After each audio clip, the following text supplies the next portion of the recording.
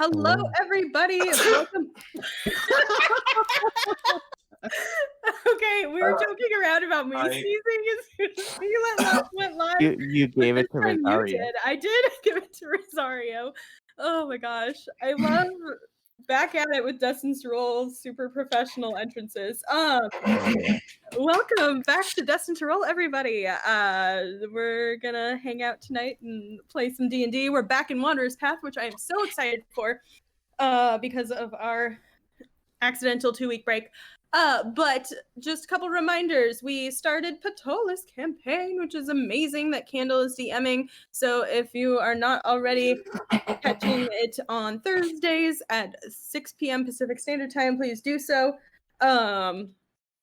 And yeah, also follow us on Twitter, and we're up on YouTube too. So all those. It's alright. It's alright. Polo spends so much time editing videos and making them beautiful for us on YouTube. I mean, beautiful is a strong word. No, they are very beautiful, okay? I appreciate his time. Okay. Anyways, does anyone... I don't think we have any other announcements. I, sped through those really fast. Hey, yo, get the Wanderers Path Cypher coming out 2021. Yeah, we got t-shirts coming. See, you say that. But... I wish. I would love to do t-shirts just because I want one. That's Except what we're gonna do. They need to be nice, and they need to be soft, and they have to be cute. That's what we're gonna do with our first paycheck. Our black You Need Therapy shirt is coming out. Oh, I do have exciting news. My friend who's a composer said that he would write us an intro / Be Right Back song, composition, so that we can have something. Yeah. If it's not written with the blood of my enemies, I don't want it. And actually, it's really funny because it's the theme that he composed back when we were in college when he and I were writing stuff together. So, Aww. I know. He was like, I've had this adventure sketch sitting in my thing for so long, and I was rewriting it, and it's perfect for exactly what you're going for. And it just made me really happy because I remember laying underneath the piano when he composed the original theme. So you can play piano. What? Yeah, you can play piano. Yeah. Oh. I don't believe you. I was laying underneath the piano when he composed it, but I can't play piano. That's not how you play piano. You're supposed to lay in front of it. No, Zari was pushing the pedals while he was playing. Is he too short for the pedals? No. I can actually play most instruments to a beginner's level. I have to be in order to have my degree. So, yeah. Anyways, and I can play over 30 percussion instruments. Sorry, psychology's a weird degree. Stop giving Paulo more editing work to do. You're so selfish. Oh, what happened to not making fun of me this whole session? Well, that was all a joke. Yeah. Okay. Anyway, okay, so let's get started. A bit of a recap. So the group was currently on a mission to go track down the Staff of Ebony in the ruins of Kemel-Z, because in order to free Brightstone, which some people in the party kind of have a connection to, one person is out for revenge and another person is hunting down his mother, and his best friend seems to have a desire to free Brightstone from the corruption that has been slowly seeping into it throughout the years. But in order to help with that, they needed the artifact of the gods that countered the artifact in Brightstone of the god Sirus. So naturally, they went and hunted down the Staff of Ebony. Returning from that, they were just entering Brightstone through the city of, hold on, I'm scrolling up on my document, Monosporta, the gate, to the plateau that is Brightstone, the country of Brightstone. And the group entering with their fake names and forged papers. Well, Doctor Rooks happened to hear that the Archbishop's heir is celebrating her coming of age during the sun's celebration festival that is happening this upcoming several weeks, and then also saw one of the guards that happened to have a hand in a bit of a intense moment. Dr. Rooks flew into a rage. Intense moment. He killed his husband. I'm trying to be vague, okay? He flew into a rage. Zai and Elman and Cass, I think. I don't remember if Cass said anything, but they like all tried to calm him down and managed to break him from his rage, and that is where we ended last session. So,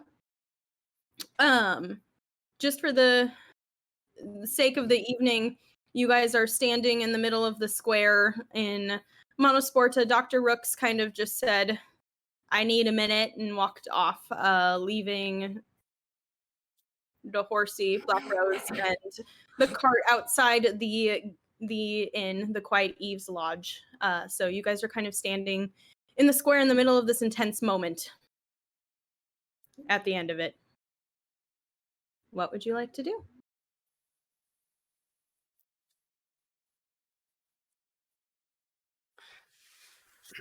Did the person leave, or are they still with us?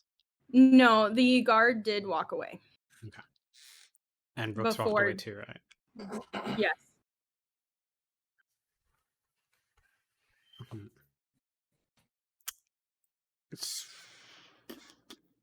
How big is Brightstone? So Brightstone, if you're looking at the map, sorry, Elman, I'm moving you. It's a little too big. So Brightstone there's the country of Brightstone that you enter through the gate kind of, hold on, I need this. You enter through the gate city around here, in this area. I'm trying to point, but it's like really small. And so this whole plateau peninsula that's up on the cliffs is the country of Brightstone. And then there's Brightstone proper, which is the capital city, which is right here, this little star, that guy.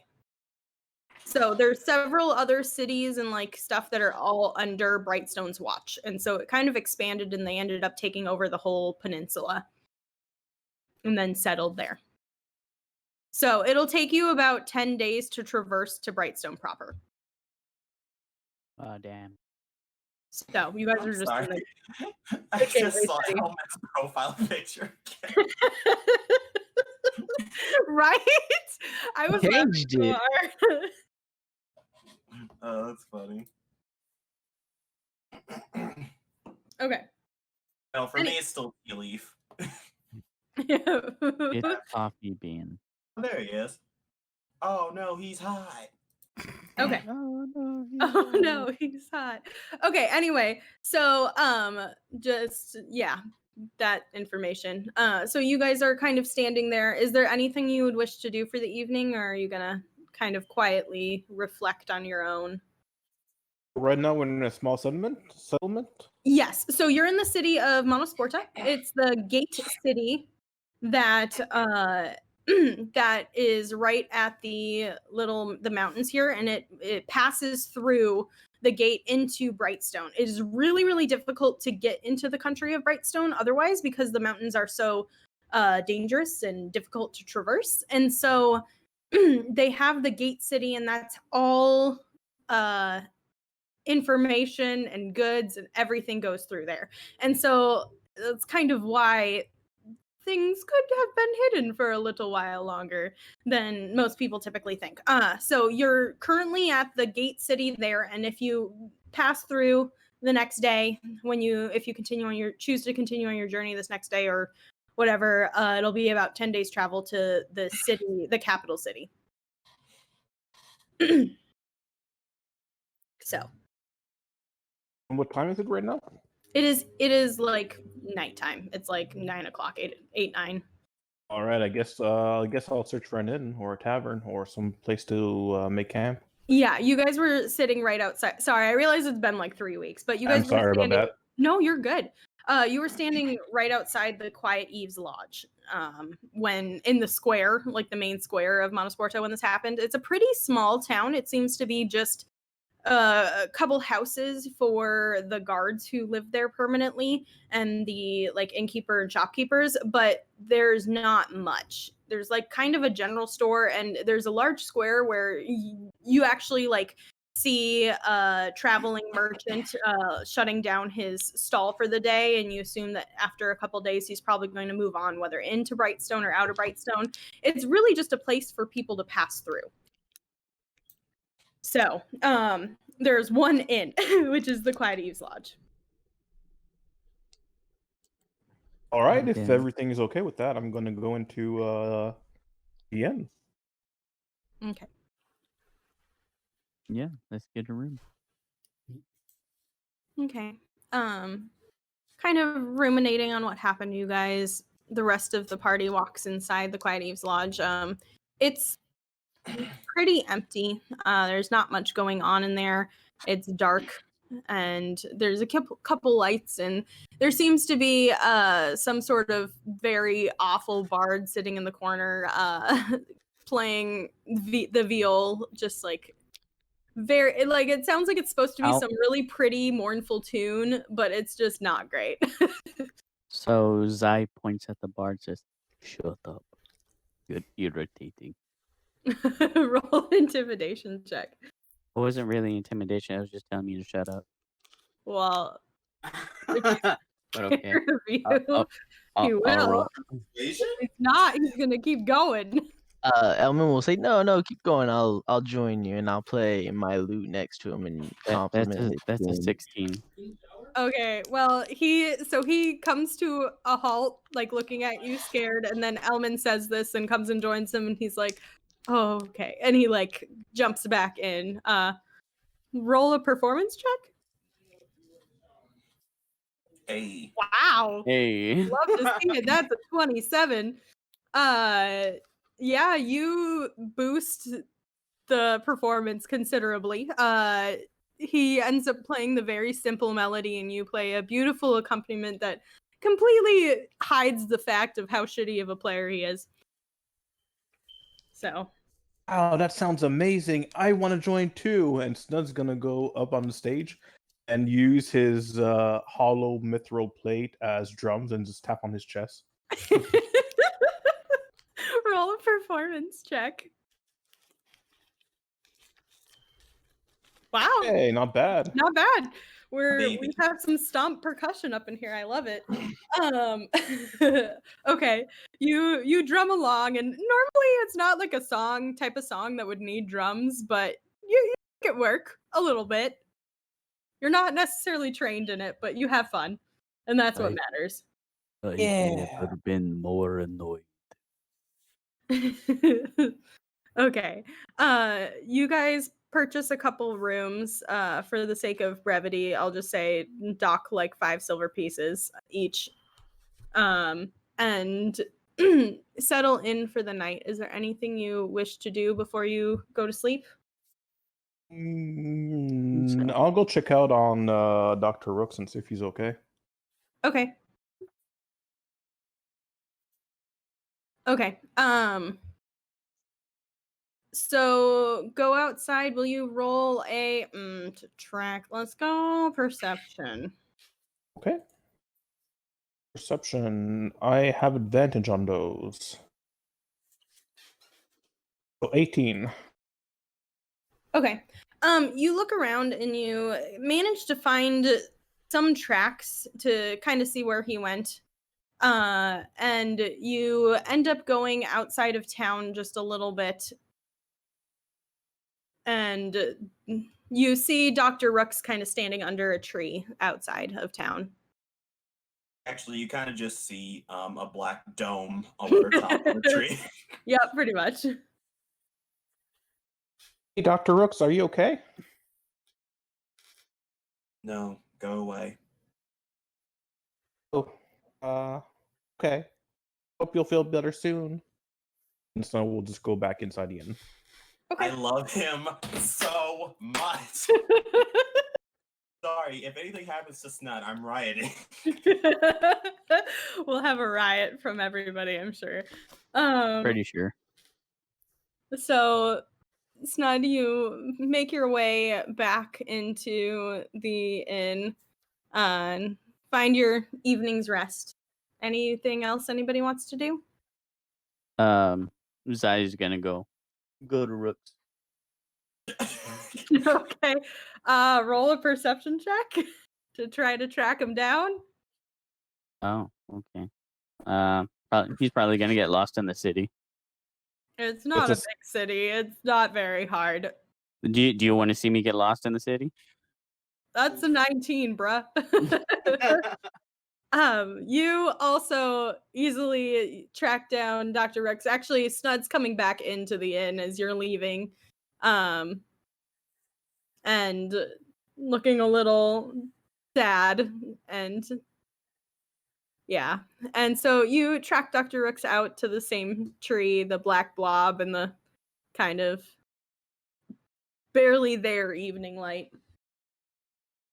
It's essentially just What? like a dome of darkness. What happened back there? What does it look like? I almost killed someone because I was upset. Well, no shit. I kill people because I'm upset all the time, but that's unusual for you. Oh, most people didn't have a hand in the worst thing ever happening to me. Care to explain?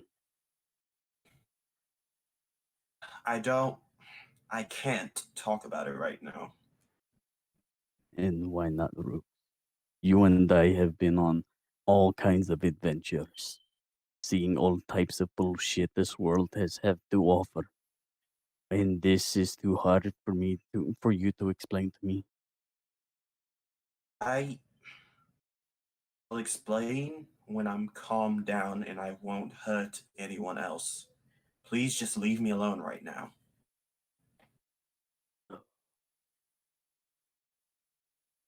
He just looks at Rooks and he's just like, if you're hurt, just tell me. I know what losing children feels like.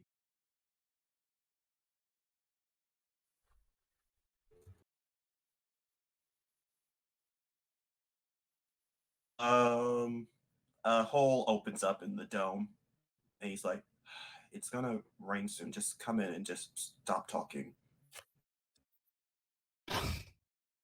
He just enters the dome.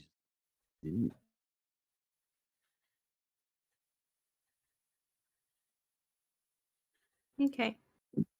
You guys spend the evening kind of sitting in each other's company, not talking. Dr. Rooks calming down a little bit more. Would you eventually fall asleep or would you guys stay up for the whole night? Oh, Dr. Rooks probably would fall asleep. He has very low constitution. Aw, I just envision him like conked out on Zai's shoulder. You want to know what's funny? The moment I said that, I imagine him conked out face first in the ground.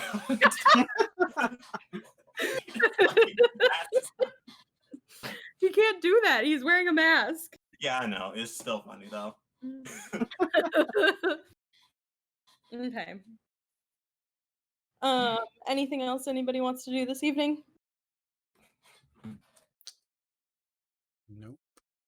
Okay. Everyone else goes to find Dr. Rooks. You all find your evening's rest, some a little bit more difficult than others.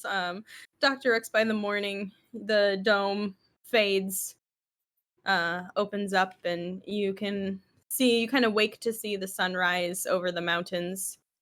Mountains that you haven't seen for several years. Man, fuck this place. We just got here. I haven't even taken it to dinner yet.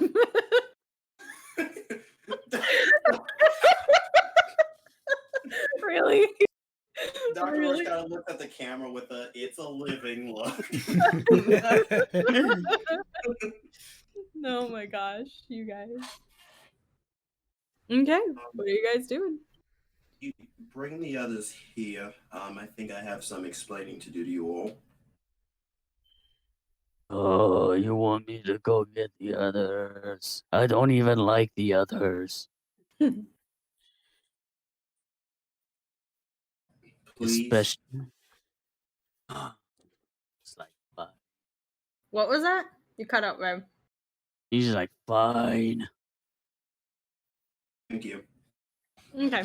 So you wander back into town as you see a bit of life coming into the, I mean, if you could call it a town. There's some smells of fresh baked bread, and seems that one of the stalls is getting set up to sell some pastries and such in the morning. You walk back into the inn. It's pretty early. I would say that you guys are just kind of starting to wake up and wander downstairs for breakfast. So, Everybody who Rooks needs to talk to you. Just one moment, please. And Snud's gonna hurry up at the counter and ask for a breakfast to go. okay. Alright. Okay. He wraps up breakfast for you guys. Sometimes that anime girl with the bread in his mouth being like late for school. Oh my gosh.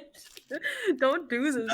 Snud has never been late in his life. He believes being late is a sin.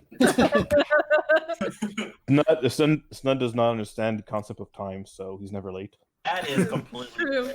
Valid. I feel like at one point Dr. Rooks and Snud had a conversation about that, and Dr. Rooks just believed that Snud understands that time is like an illusion, and he was super into it. He doesn't understand that Snud's just an idiot. Okay. Okay. So you guys make your way out into the square. Can I have everybody make a perception check quickly? No. Let me rephrase that. Everybody make a freaking perception check. Including Rooks. On that, No, you're- you're not there. Freaking no. Okay. Sorry, I'm not mad at you. I'm gonna get lost. I'm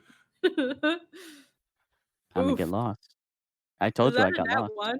Oh no. It's I just got lost. Oh, you have advantage. Yes, I have advantage. Okay. I was confused as to why it was like grayed out. Elman, you notice in the alleyway nearby, it actually like catches your attention a little bit, and you get a little confused because there was something similar in the Sandbar Oasis, but it looks like carved into the wall with something sharp. There's a series of images. Just wait until one of us gets the Crazy. invisibility. This person's fucked. Crazy. All right, I just ignore it. Oh, okay. You don't point it out or anything? Nope. Okay. I'm trying to decide if you with a 20 would kind of be able to tell what it is or not. Yeah, I would. Okay. No, he doesn't know what Yeah, it I is. would. No. Nice. I would. Shorty. I Okay. respect it. It was But funny earlier. Xylobar, It was really funny earlier today. Shorty was like, "Yeah, and I get advantage," and I was like, "Okay," and he goes, "Wait." I'm like, "Yeah, I already was planning on giving you advantage, but I appreciate you asking." In just like your peripherals, you can kind of see it looks like there's a creepy looking hag lady with big teeth holding like a baby in her arms, and then like what you assume is Zai, who looks really creepy too with big teeth. And then the rest of you are there too, and like just like the heroic Snud holding forth his little hammer, beating on the hag's kneecaps, and the other Dr. Rooks with his like pointy face mask. It looks like literally a stick figure with like a nose on the end. Insanely And thick. super thick. Cass sneaking around, and the girl with her bow, as well as the other companions who are with you at the time, and yourself. Crazy. I keep going. Okay. So you guys head out to the edge of town. It's kind of a dark-ish day. It seems like the sun isn't quite coming out yet. The gray clouds kind of hide the tops of the mountains that surround you as you walk through the gate through the mountains to the other side of town. The early morning sun actually disappears as it starts to lightly drizzle. Cool wind making you pull your cloaks tighter around you. Melancholy silence weighs around you, ruminating in the bits and pieces you received the previous evening. After several minutes of walking, you see a single tree along the side of the mountain pass, and the familiar figure of Dr. Rooks standing beneath it, a small stone under the shade of the tree.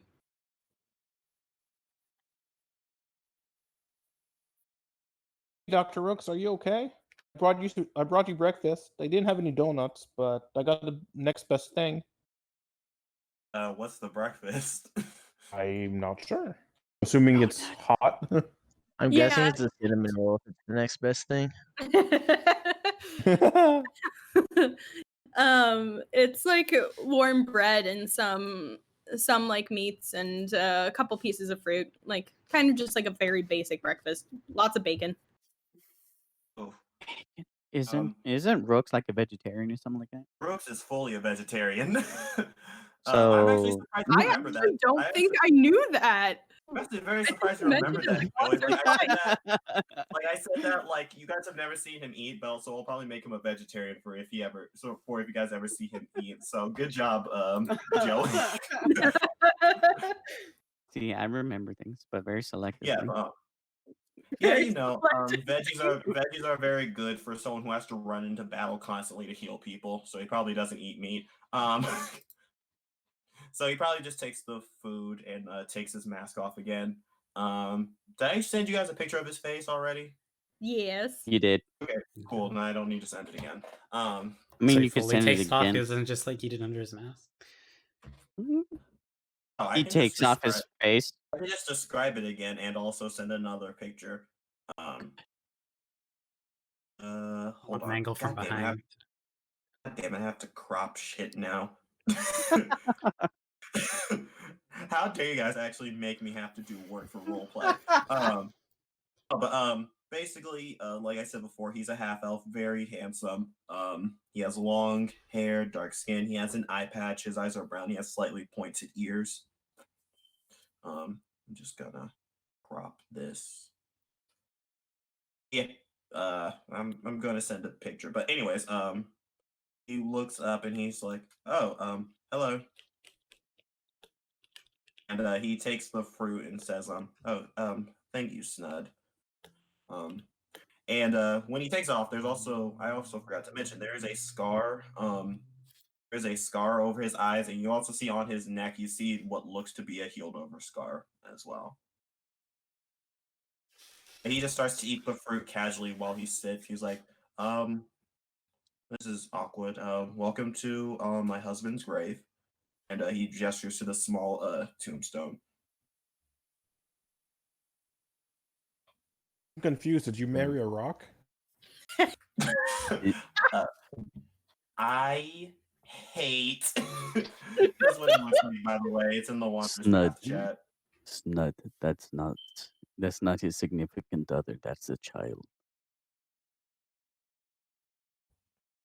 What? What? What? What? Joey, are you confused? Let me get in here. I'm What? confused. Yes. His child's alive. That's what we Yeah, learned. his child is alive. He said his significant other's grave. And I then think Joey was Snud confused. said, No one pointed it out. Like we said, Yeah. I know what it's like to use Yeah, a I'm child. confused. Well, I guess it could have been. "It's fine, we can move on." Anyways, he's like, "No, Snud. My husband was killed. Remember, this is his grave." Oh. How did he die? That's a long story. I should probably preface, if you guys see that black smoke coming from me again, I need you to run as quickly as possible, or one of you will die. You don't have control over it? No, my powers are very deeply tied to my emotions, which is why I don't talk about this often. I see. Oh, don't worry about us. I've got a decanter of water. I could cool you down pretty quickly. I could fucking murk you, Dr. Rooks. He's like, all right. My real name is Grineth Soul. Fuck you. Anyways, Wha- Alrighty. laugh. No, I'm joking. My real name is Gwyneth Soul, and my father is the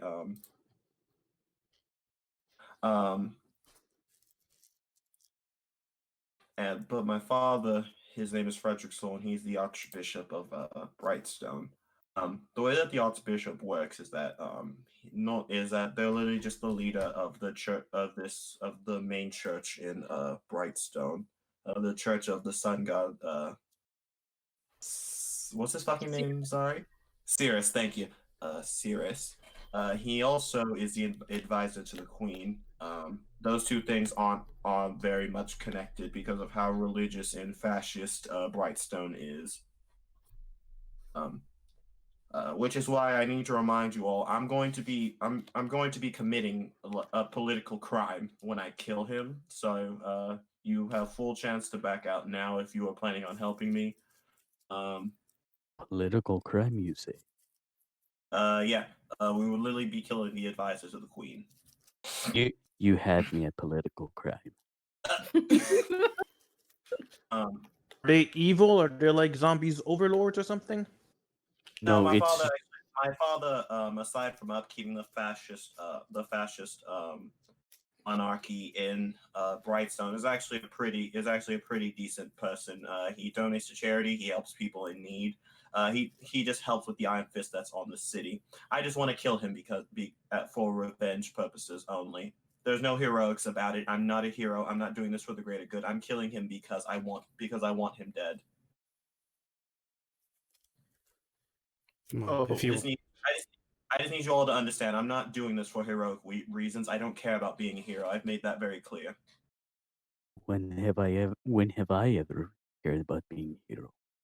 Oh no, that it goes without saying that you're with me. We're kind of like a package deal. Aww.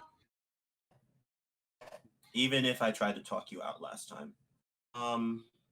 But the reason I called you all here, aside from telling you that and give you a chance to leave, is I wanted to give you an explanation. I was born to a diplomatic mother. Jesus Christ. I was born to a diplomatic mother who gave birth to me and just gave me to my father because where she's from, she couldn't be seen with a half-elven child. She would lose her ranking, is what my father told me. To this day, I don't know who she is. I don't really care. But I started my training when I was very young. My father started me off as a cleric. He didn't even want me to even think about becoming a paladin because he wanted me to take his place once his reign had ended as the Archbishop. But up until that point, he'd been very supportive with me. He was with me when I first started transitioning. He was fully supported in me wanting to be a man, and he was even the first person to greet me after I got my transition surgery. It was actually the first. It was actually the first magical and medical transition surgery in Brightstone. He did his best. He did his research to try to make it as safe and as effective as possible with magic. And ever since then, more people have been able to be their true selves in a safe way in Brightstone. But that's the only thing I'm thankful to him for. I met my husband Elberez when I was passing his flower shop.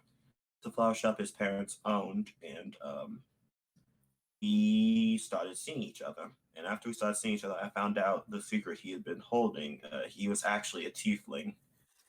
And clearly, in Brightstone, that would not be okay. He would probably be what's the word? He'd probably be shunned out. He'd probably be a victim of racism and/or xenophobia for something he couldn't control, which is why he used a magical item his parents gave him to disguise himself as a human. we hit it off. But that wasn't his only secret. After we got married and after we adopted a child, who you all saw, my daughter Blanca, I found out he was actually the leader of the rebellion against Brightstone's fascist ways. Because he wanted to create a world where everyone felt safe.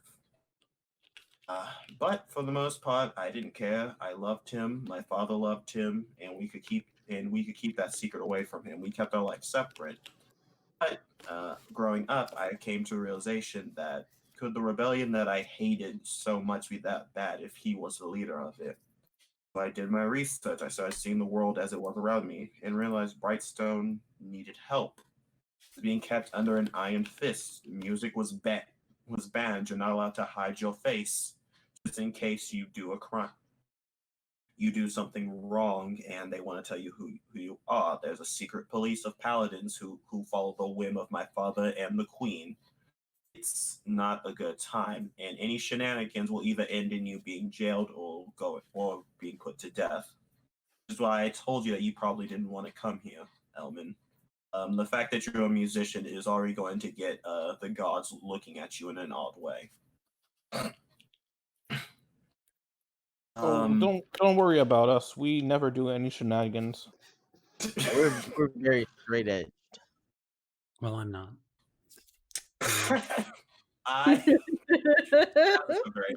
But he says, after I found that out, I wanted to do more research, so I secretly started using the archives to look at research on the atrocities that have been done in the name of the God of the Sun. I did it in secret, and I found out a lot, and had a lot to think about. And when I went one last time to make my final decision about what I wanted to do, I was caught by a paladin. I was taken to my father, and he told me that if I don't wish to get in trouble, I have to prove my worth to the church, or I would be excommunicated. I was told that he found out that someone in the city who I'm close to was part of the rebellion and he assumed it was without my knowledge. So he told me to go to places, find out who it might be, and then essentially lead them to an ambush by secretly talking about armies where armies will or won't be out loud around certain spots. See what might pick up. But obviously, my husband was the leader of the rebellion, so I had a choice. I could either tell him or ambush him. He would most likely be killed. But I thought to myself in that moment, why would the God of the Sun have me meet this person and find out this information about him if I wasn't supposed to help? Clearly, I thought it was a mission from Sirus to save Brightstone from the oppressive people running it, because Sirus, I thought, was a god of love and understanding and forgiveness. So that day there was an ambush, but they didn't find anyone there. Instead, they found the rebels running. They found the rebels running out after a stray paladin caught us. Back then, I was very intertwined with Sirus. I was more powerful than I am currently. And I held off the army for a bit, and I ended up 80 points as eye patch, losing my eye in the process. But they managed to get away. The rebels managed to hide, and I was taken to my father's office. What I didn't realize is that they also caught Elberez, and a couple minutes later he was dragged in. And you all know what happened next. He was held, he was bound, and he was killed in front of me. And as I called out for Sirus to stop this, I used the last ounce of my power to have Sirus intervene. Nothing happened. He was killed, he died, and I was imprisoned. I sat there for what felt like forever, and I couldn't even pray to Sirus anymore because our connection was severed. I couldn't use my powers anymore. I couldn't heal myself. I couldn't even cast a sacred flame. I was nothing. He abandoned me. But you know who didn't abandon me? His sister, who came and visited me every day after a bit. I don't remember when she came or what her intentions were back then, but she told me that she could save me. Goddess Ebony of the Moon. She felt sorry for me. She showed pity for me. And she said she could help me escape. I said no a bunch of times, but after a while, I couldn't take it anymore. And she's pretty convincing. um, so I asked her to help me escape because I wanted to leave that place. Before I left, though, before leaving with only the memory of what my father said to me as he sent me down to the dungeon, he knew where my daughter was. I assumed that meant he killed her, not that he just found her. So I started wearing a mask around Brightstone after setting this tombstone here. Except it wasn't as nice as the one I have now. It was a very old mask. And I was a drunkard and beggar for 2 years just traveling around. Um, and as you know, as a recovering alcoholic, I don't like to drink at all now. I just traveled around for years, forgetting my mission, not knowing what to do, until I saw another drunkard on the street. Ebony tried to convince me to do something with my life, but I would never listen to her. She was just a voice in my head. But then I saw another drunkard get alcohol poisoning, and he was dying on the street, and no one did anything about it. So I did something. I healed him, and in that moment, it was like I healed myself. I knew I had to do something. I knew I had to still save Brightstone. But after a while, but after a while of traveling, helping people, seeing the corruption in the world, I realized there's something I wanted more. I wanted to kill him. I wanted to kill the man who took everything from me. Clearly him and Sirus don't care about Brightstone, so why should I? So I changed my mission. I started making a lot of money so I could raise an army to aid the rebels, so that they could cause a distraction, so that they could cause a distraction. I could somehow get him alone. If I had a bunch of meat shields in front of me, who I knew would die fighting his paladins, I would get a shot at him whether I died or not. So that's why I joined you all, because you promised money, and I need to make enough money to get adequate meat shields to die for me, so I could kill him. Well, I think you're going about this the wrong way, honestly. I'm not. I'm going to kill him after I find my daughter. Wasn't saying Your opinion literally means nothing about it. So if it's not, I agree with you. I don't want to hear it, honestly. I'm not saying you shouldn't kill him. I'm saying you should kill him a different way rather than attacking head on. I think a more subtle approach would be way more beneficial, and you might even have a one-to-one moment to him and time to breathe. I'm sorry. I just read the roll 20. Snud has a very low attention span and is currently chasing a butterfly. That's hilarious. Everyone else is like taking notes on his tragic backstory. Study's just like, huh? Chasing a butterfly. That's why I started giggling. That's actually Okay. really funny. Carry on. That's all I had to say. No, I agree. But honestly, I just want to get to him. It doesn't really matter how I do that. Currently, you all know I don't have an army with me. So we're going to open this barrier. I'm going to part ways, and you can do whatever you want with your secret organization. I am your army. Zai, you're coming with me. We've established this. I can't get rid of you. No, You won't let can't. me.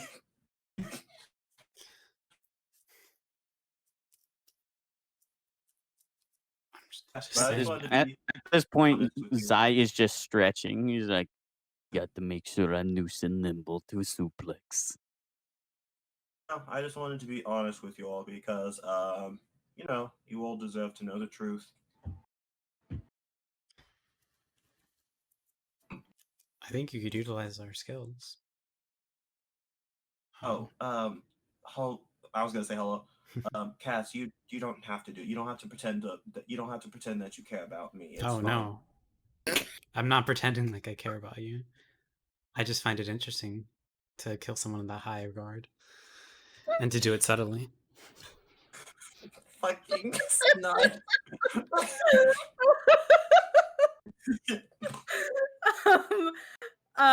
Roll 20, just animal. Oh my gosh. Snud just rolled animal handling and got a 24 to catch the butterfly. And yes, he caught the butterfly. It's a very beautiful turquoise butterfly that Snud now has. I was waiting for real the Glory. yeah. Okay, anyways, sorry. You were saying that it's really entertaining to plan an assassination, essentially. Carry on. That was it. Again. I'd prefer if you guys didn't risk your lives for me. But if I can't stop you, I just need you to understand my main goal is going to be to kill him. That's what I want. Mm-hmm. What does that mean? I don't understand why you kill all of a sudden. Aren't you one of those hypocritical hero types? Like you say you care, you kill monsters, but you don't actually do anything to better communities. I kill people. That is my job. Mm-hmm. I'm an assassin in trade. Well, if you wish to help, I'm not going to say no. But I'm going to be honest, Elman, whatever your friends are doing, I honestly have no interest in that whatsoever. So I'll make sure to give you a parting gift if we ever see each other again. I mean, to be honest, I don't know what they're doing exactly either, but a lot of times they take down governments like this. So I would be surprised if you weren't interested in that. They have the resources. Yeah, but I'm not interested in taking that. I'm interested in killing this one person. I don't care about Brightstone anymore. Oh, sorry. I thought you still cared about Brightstone. Yeah, that's your business. If you want help, I'll possibly help you, but if you don't, it doesn't sound like you want our help. So I'm saying if you wish to help me, you can do what you want. If you don't, I don't care. Either way, I'm killing an old man today. No, Well, well, not aren't we today. You're like wait- 10 days away from Brightstone City. Killing an old man eventually. We're killing old men eventually. I like that. well, let's just get to Brightstone alive, and then we can make those kind of decisions. Yeah, you don't know what information Velia might have. Just Who? Hashtag metagame. Hashtag let's go. Hashtag let's go. The Hashtag DM is let's ignore metagamer. Zari's fucking advice and just go past this guy. Exactly.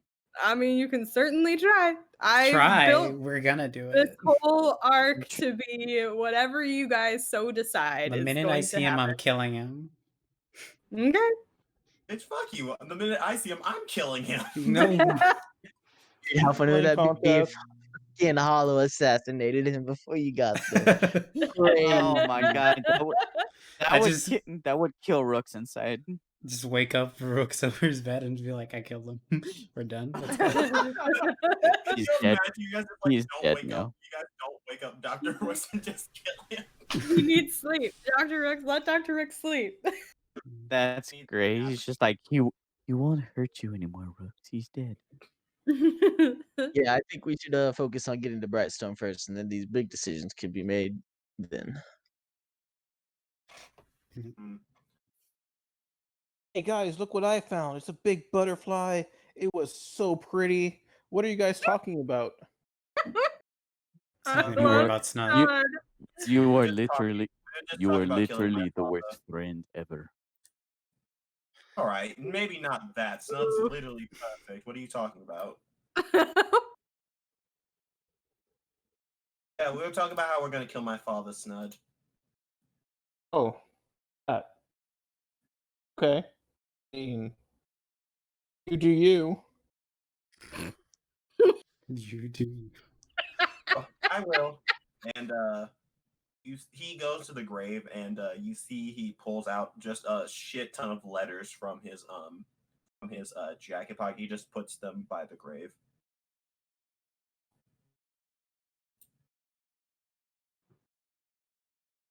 All right. Are you guys continuing your travels, or is there any other business you want to do in town? I was thinking maybe we should just start a business here. Like, Introduce a brothel? settlement to the wonders of butterfly catching. Or a Donut brothel? making and butterfly catching. Exactly.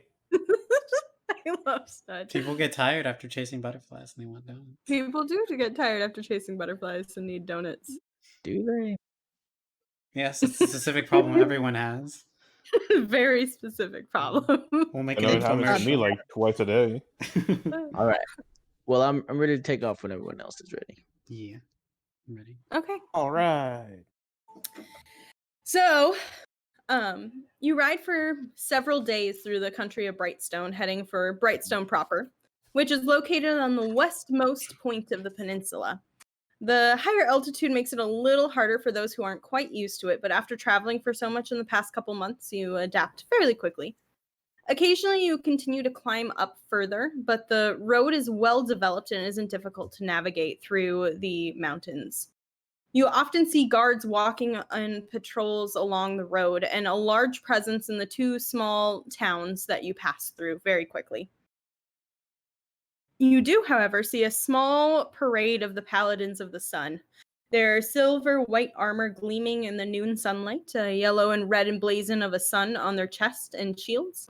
Dr. Pause real quick. I meant to say that I would use the hat of disguise to change my instruments to look like daggers or something. That is not how the hat of disguise works. That's literally what it says it does, actually. So don't at me. It says Don't at me. cast disguise self, and it says you make yourself, including clothing, armor, and weapons, and other belongings on your person, look different. Dang. Okay. I'm okay with this. I'm sorry. I was thinking you were putting the legit hat like on top of your loot. I was like, that's not how that works. babe. What? What? I wasn't imagining that either. What the heck? Sorry. That'd be wild. It's been a long day. A loot wearing a hat. Oh my gosh. No one will ever know the difference. Yep. It's fine. It's fine. Okay, so you got it. Thank you. That is helpful to know. Dr. Rooks, seeing these paladins makes rage rise up in you again, and the things that they have done to those they swear to protect. It seems like passing through the cities and such, not much has changed in your absence, at least in the outer cities and the way the paladins carry themselves. The rest of the trip is pretty uneventful, just the normal exhaustion of traveling and sleeping under the stars. It takes about 10 days to cross the entirety of the plateau. You begin to see the low mountains that stand guard over the city of Brightstone.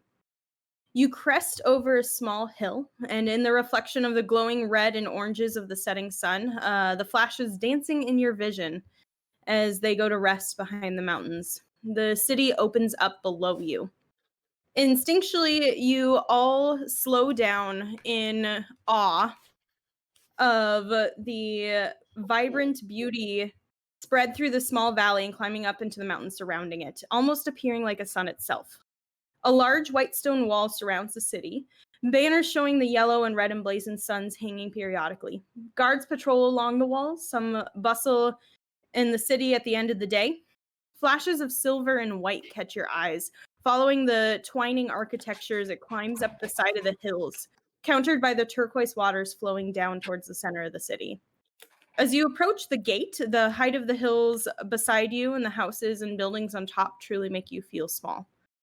The sun finally dips below the last crest, and rippling from the furthest point from you and spreading past you towards the houses that are towering up on the mountains behind you, a soft yellow magic lights the city. Getting closer, you see tall silver pillars that split and intertwine at the top, a delicate twisting with a ball of soft yellow floating above it. Two frame the main gate in the road as you approach, falling in line with several other travelers heading into the city. Your pace begins to slow as you begin to wait in almost a line to enter, seeing two guards in chainmail, the familiar coat of the sun emblazoned on their chest, checking papers. Dr. Rooks looks at one. He's like, "One of you use your magic to make me look different." Also, just to note, I didn't finish drawing the map. I'm sorry, I ran out of time. So this will all be filled with like stuff later. But I just wanted to get a general idea up for you guys. It's a beautiful map. Yeah. Thank you. I Didn't ended know up you having to drew. hand draw it because I got annoyed with my program. I couldn't make a circle. Anyways, Dr. Rook says, "One of you use your magic to make me look different. Masks aren't allowed in the city." I can change your Oh. clothings. I panic because I can't do anything. Are you serious? I hope- None of you have spells for disguise self. That's like a Yeah, bard's bread and butter. I Elvin. have a hat that does it. Why would I have it? I could potentially hide your creatures if they were identifying. Let's like go dye his hair with berries. I do got conform got with leather flavor. armor if you want it. Oh, I have an ability. I could use my hammer and bash your face. Then you could heal it afterwards. I mean, it would hurt Let's for a put that one while, in my but you could back heal it pocket. afterwards. Let's go. Let's put that in back pockets. Let's go do something else first. Here, let I was actually really banking on not Kaz, Elman having wow, disguise thanks. self. I mean, The I- hat. I got Cass? chainmail. I have the hat is why I don't have a spell. Cass That's could completely use the disguise kit to disguise your face. I It mean, makes I me- could get It's I could get him the belt prosthetics. of dwarven kind so he can grow a beard. That takes What do you have a to while. attune to that?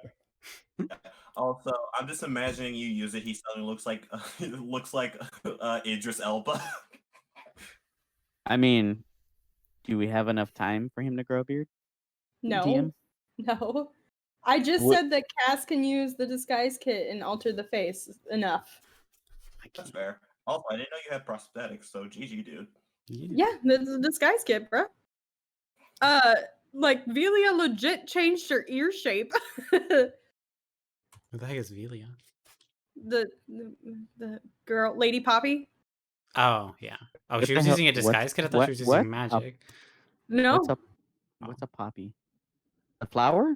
Joey, don't worry Oh my about gosh. it. He's the person we met.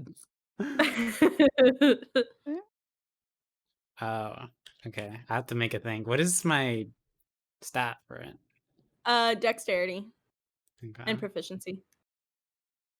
Okay. Are you ready, Dr. Rooks?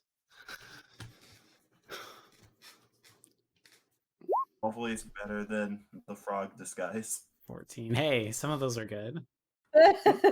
Some of those were good. Okay, that's a 16. Good to know. So it's a 14, is that right? I can read. Oh wait, it would be a 15 Are you- because I are didn't you add my sure? +1. Oh, okay. 15. Good to know. All right. So as you guys kind of approach the gate, quickly putting some makeup on Dr. Rooks, hiding behind Zai a bit, and then oh wait, you have the cart. Oh my gosh, I'm an idiot. Inside the cart. You take time to do that, and I could also also just give them make sure different that clothes if you wanted. okay. Make sure that your papers and stuff are all in order. Who is at the front here and who has all the papers? I feel like I guess I should do Snud. that. Okay. Elman? So, Elman, you kind of approach and walk up to the guard, handing him your papers as well as there was a letter of introduction in there from Velia. The guard skims it and checks all of your faces and then goes, so you're visiting your fiance, Lady Avil Simlo. Indeed, I'm coming to see my love.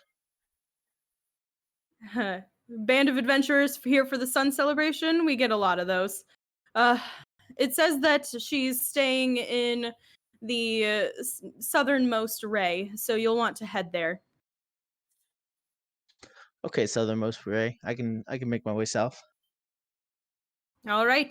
Just don't attack anybody and try to adhere to the rules of the city. I'm sure your lady knows.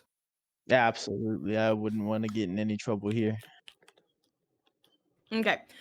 For the sake of this, will you just roll a general charisma check Yes. just to make sure there's nothing they don't sense anything shady? Natural one. Natural. What the frick? What? Roll and roll 20. Oh, there it Nice. is. Okay. Okay. Cheater. +5 +2. Cheater. He called me a cheater. What's the +2 for? Jack of all trades. Oh shoot, you're right. You're right. Hey. Okay. Mm. Very easily. Everybody seems like really laid back right now. These guards do. They aren't part of the paladins, they're part of just the general guard. And you guys I sure do love being not a half elf. It is I, the human. I sure do love not being able to see in the dark. So Zai's gonna like elbow him. Shut up. Question, can we get like, it's been so long, can we get like a Discord list of everyone's fake names? I don't know if I have everybody's fake names because that was Why? written on Oh, don't worry. I'll make I- us a Discord I list don't- of everybody's fake names. Okay. I don't remember I don't remember my fake name. I think Snud just went by Snud. I think Yep. Snud and Kaz kept their names. No, Cass went by Rose. Oh. I think that paper got thrown away accidentally because it Don't had- worry. I'm working on it. I got it. Don't worry about it. Real professional, Zari. Also, I just came to the realization bards are actually proficient in a fuck ton of instruments. Yeah. So you probably have so many fake knives on you. I only have like 3 or 4 instruments on me. Wait, did you say they couldn't play music? Mhm. Yeah. What? Okay. Oh, yeah, Right. music is banned in Brightstone. In Unless Brightstone it's- proper. Yeah, unless it is specifically music for basically nationalistic music. Even then, they're only Absolutely. played during events. Yeah. Unless it's heavy freaking metal. Okay. Unless it's Yeah, heavy because if there's no metal. music- because if there's no music, there's less of a chance of someone singing a song against the fascism of Brightstone. Legit people use art all the time. And so the first thing that countries ban is art. Dr. Jekyll. Dr. Jekyll. That's hilarious. Senior Von I- Rathentrap. I feel attacked. Yes, it is I, Senior Von Rappin'. I sure do love being a human with my idiotic names. Oh my God. You think your name's idiotic. Shorty, I love you. I'm just gonna whisper in fucking Rook's ear. Just act like I'm mute. It'll be easier. Okay.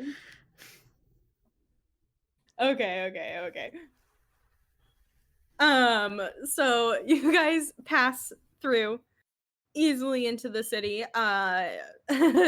Your amazing letter of introduction and forged papers, as well as Elman's natural charisma, and doing this quite a few times. This is not your first rodeo. You make your way into the city. The first area you see is actually you see another gate ahead of you a little ways, and a whole nother interior wall just for a part of it. It's just like right here, this part. And immediately to your right and left, you see buildings and what appear to be guard barracks and training areas, and several of the paladins kind of looking like they just got off training and are walking towards a nearest tavern. It seems that this whole area is kind of overrun by the paladins and the guard. And so in order to enter the city, you're not only entering through the main gate, but you're also entering through a whole portion of the army, essentially. Making your way through the next gate, the city kind of opens up in front of you, descending a little bit into the valley. It is a very busy city, very beautiful and vibrant. It seems that magic is integrated into a lot of the architecture in the buildings, and that everything is very light and well designed to keep everybody safe. In the center of the city, rising above kind of even though it's lower a little bit, rising above, there's a very large series of towers and a big tower that kind of stands out a bit. You ask around and make your way. Are you asking for assistance to travel through the city, or are you like just making your way south and hoping for the best? No. Yeah, I feel like I would just ask Rooks. You'd know where the South Ray is. That's this. Oh, that's this. What's south? Well, That's that's crazy. not south. Oh wait, that is south. You did a little key. Yeah, I did a key because I realized that I drew it as you were. You know what? Okay, I Sorry. got one. Come on. Cast takes 1d8 psychic damage. Worth it. I drew it as your perspective as you were walking into the city, and then I realized that like that was facing west, and I was like, whatever, I'll just like adjust the key because I didn't want to redraw it. So anyway, you walk to the southmost ray. You are noticing that there's a lot of decor and very bright like banners and ribbons and stuff hanging. You are about 3-ish days away from the sun celebration, which lasts a little over a week. So you make your way into the area. You notice as you're walking that the further you get into the city, the nicer it is. And the things seem to get bigger and the houses seem to get nicer. And the Dr. Rooks, you would know the southmost ray is one of the best places to live. If especially like a lot of diplomats and lords and ladies live in that area. So you make your way there, and Elman, in the letter of introduction, she actually wrote down the name of the house, and so it's really easy for you to kind of find it in the dark evening. And you managed to find the house pretty easily. It is a very dark wood. The bright yellow door that seems to be decorating several houses. It's a very common thing here to have the colors of the city integrated into the architecture as well. And you approach where Velia has apparently set up residence for herself. Before we enter, I would like to use a staff of flour and make 9 red roses and give them to Elman. I didn't know you were getting married, Elman. You should give these flowers to your bride. Well, thank you, Snud. I'll give them right to her. I'm sure she missed you. How long has it been since you've seen her?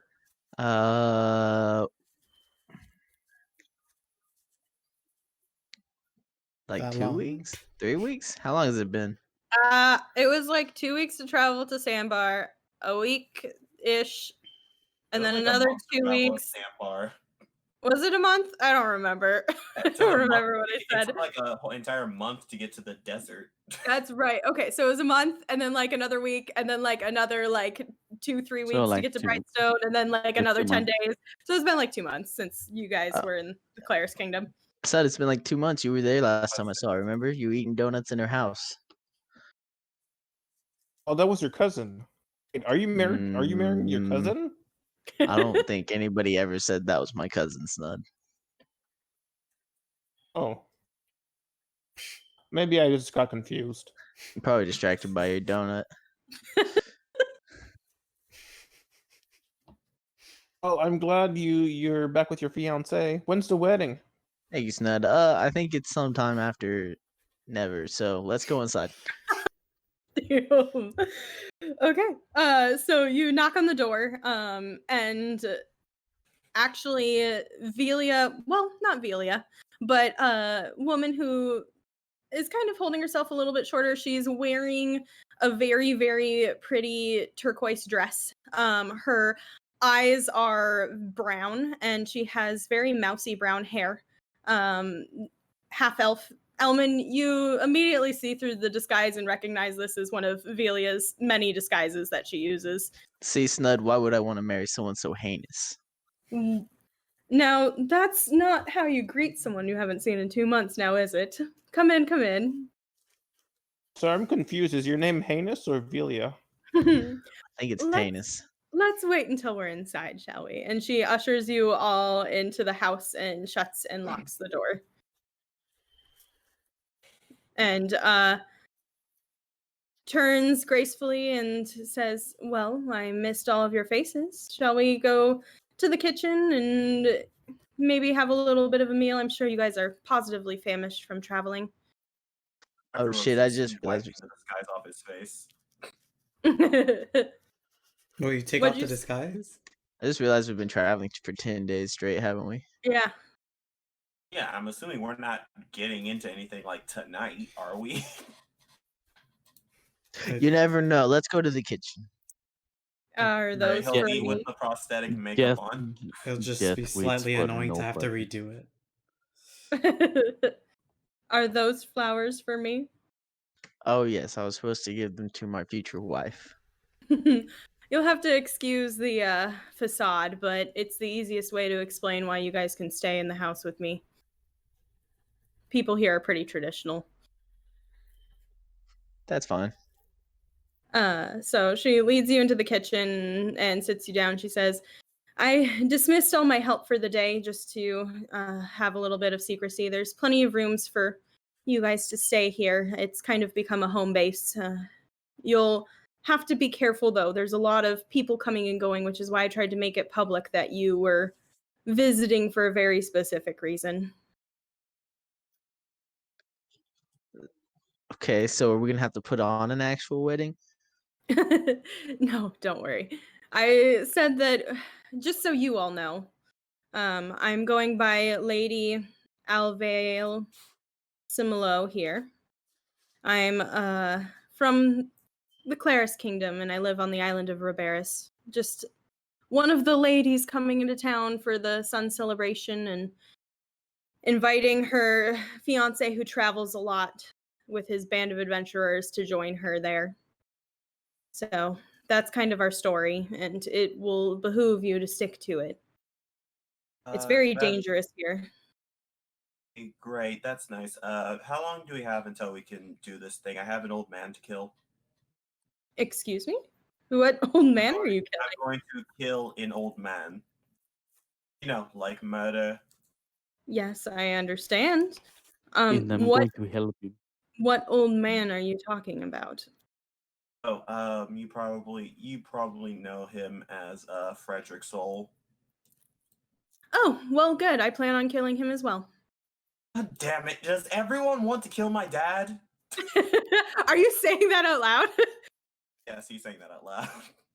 You know, that makes a lot of sense. And actually, I just discovered that the other day, who you truly are.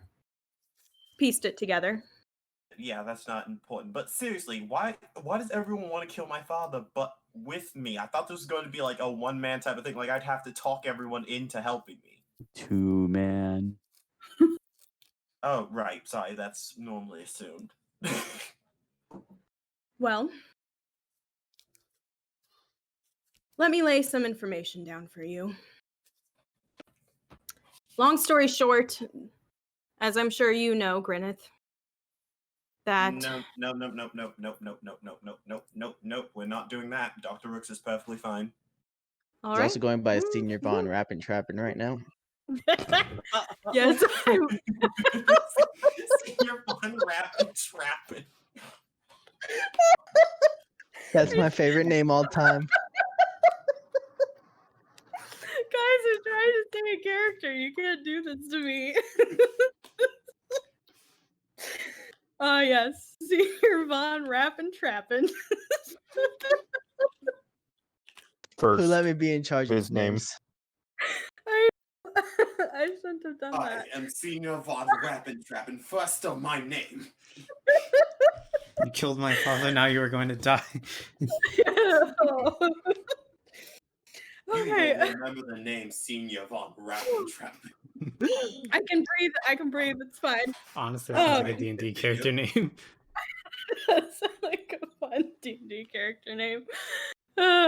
Shorty, you should name your character for Joey's campaign that. Possibly. God.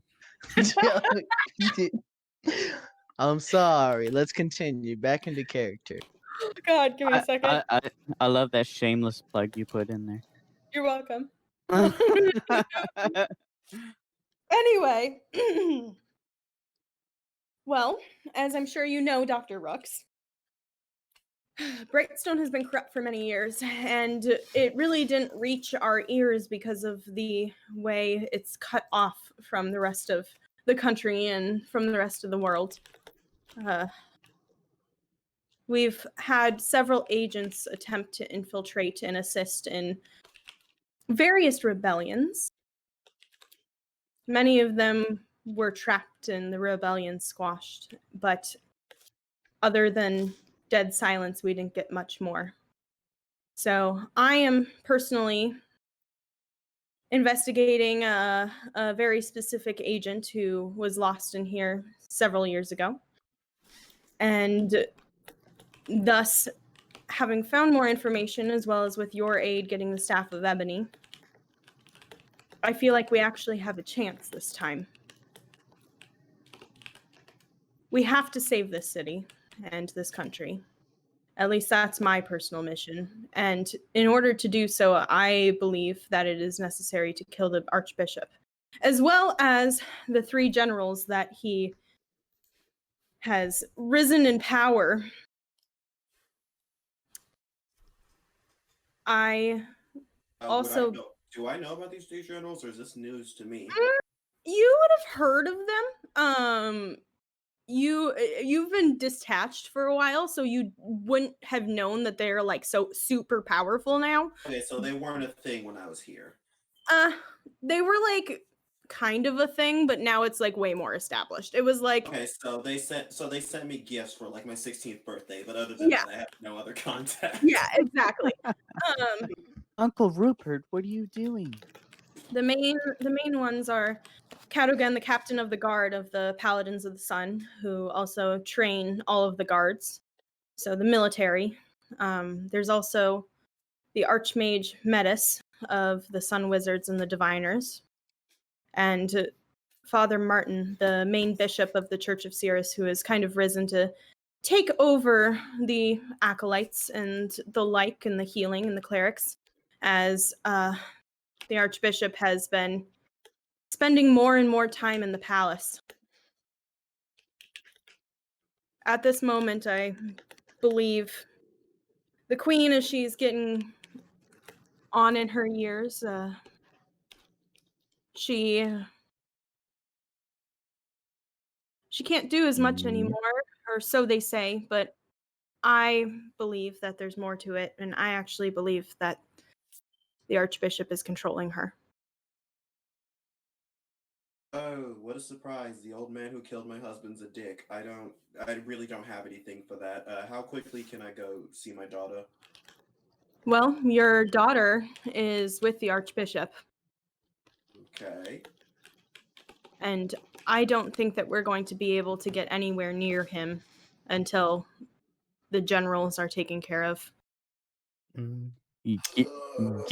Give me an hour.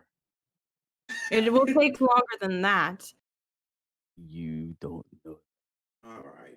You're going to die. Why do you think I cannot? She actually stands up from the table at this point and starts pacing. I can't tell you how many more competent agents than me have lost themselves here. And actually, the rebellion that sets off chasing bots. Oh my gosh. Candle, I love you. Snud's like conked out on the table eating bread. I cannot tell you how many amazing agents we've lost here. And your rebellion that you were involved in was actually the one that got the mask's attention.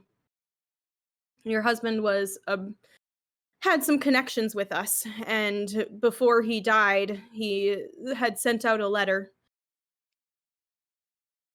and several people attempted to infiltrate and see what happened. And one of them, actually, I found out a couple months ago, was infiltrating to try to figure out what happened to you. Because if there was something that we could expose to the people, they figured that it would help in getting the people to rise against the Archbishop. However, I don't know if that's possible now.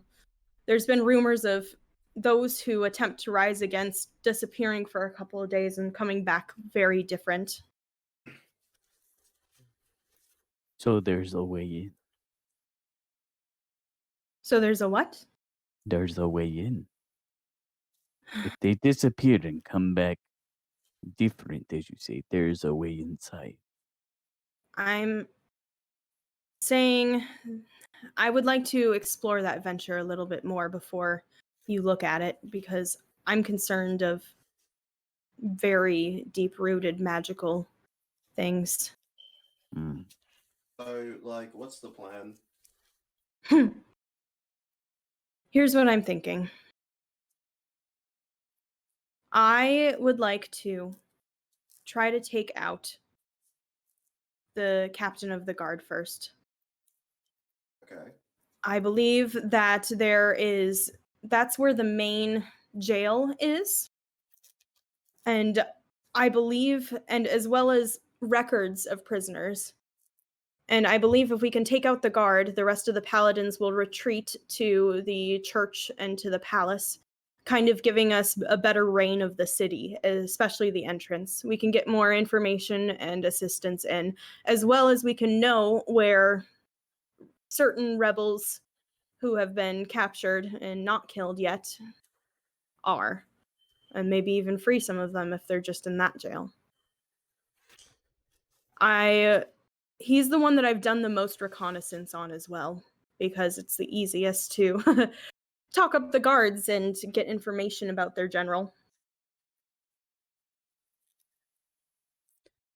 Then I'd like assistance. I'm worried about those generals, and I'm afraid that once we start getting things to rise in the city and people to rebel against what's going on, that the Archbishop is going to retreat into the palace, leaving his generals to deal with it and taking Blanca and protecting the queen as he should. All right. Where does the staff come into play? The staff comes into play as, first of all, an assistance throughout the fight, as well as once facing the Archbishop, it'll help negate the energy of the artifact of Sirus. And speaking of, do you have any more information on that? Not yet. I'm trying. No one has seen the Archbishop in days. Is there a way to draw him out? I'm assuming if we start killing off or subduing his generals, that'll do it. Mm. But Which one needs to die first? Actually, this is something we can do later. Never mind. Continue talking. what were you saying, Cass? I was gonna whisper into Rooks's ear, covering my mouth, and I'm just gonna say, can you check if she's controlled by magic? Can I make an Arcana check on her? I would do insight for this. Never mind. I cast a spell magic on her.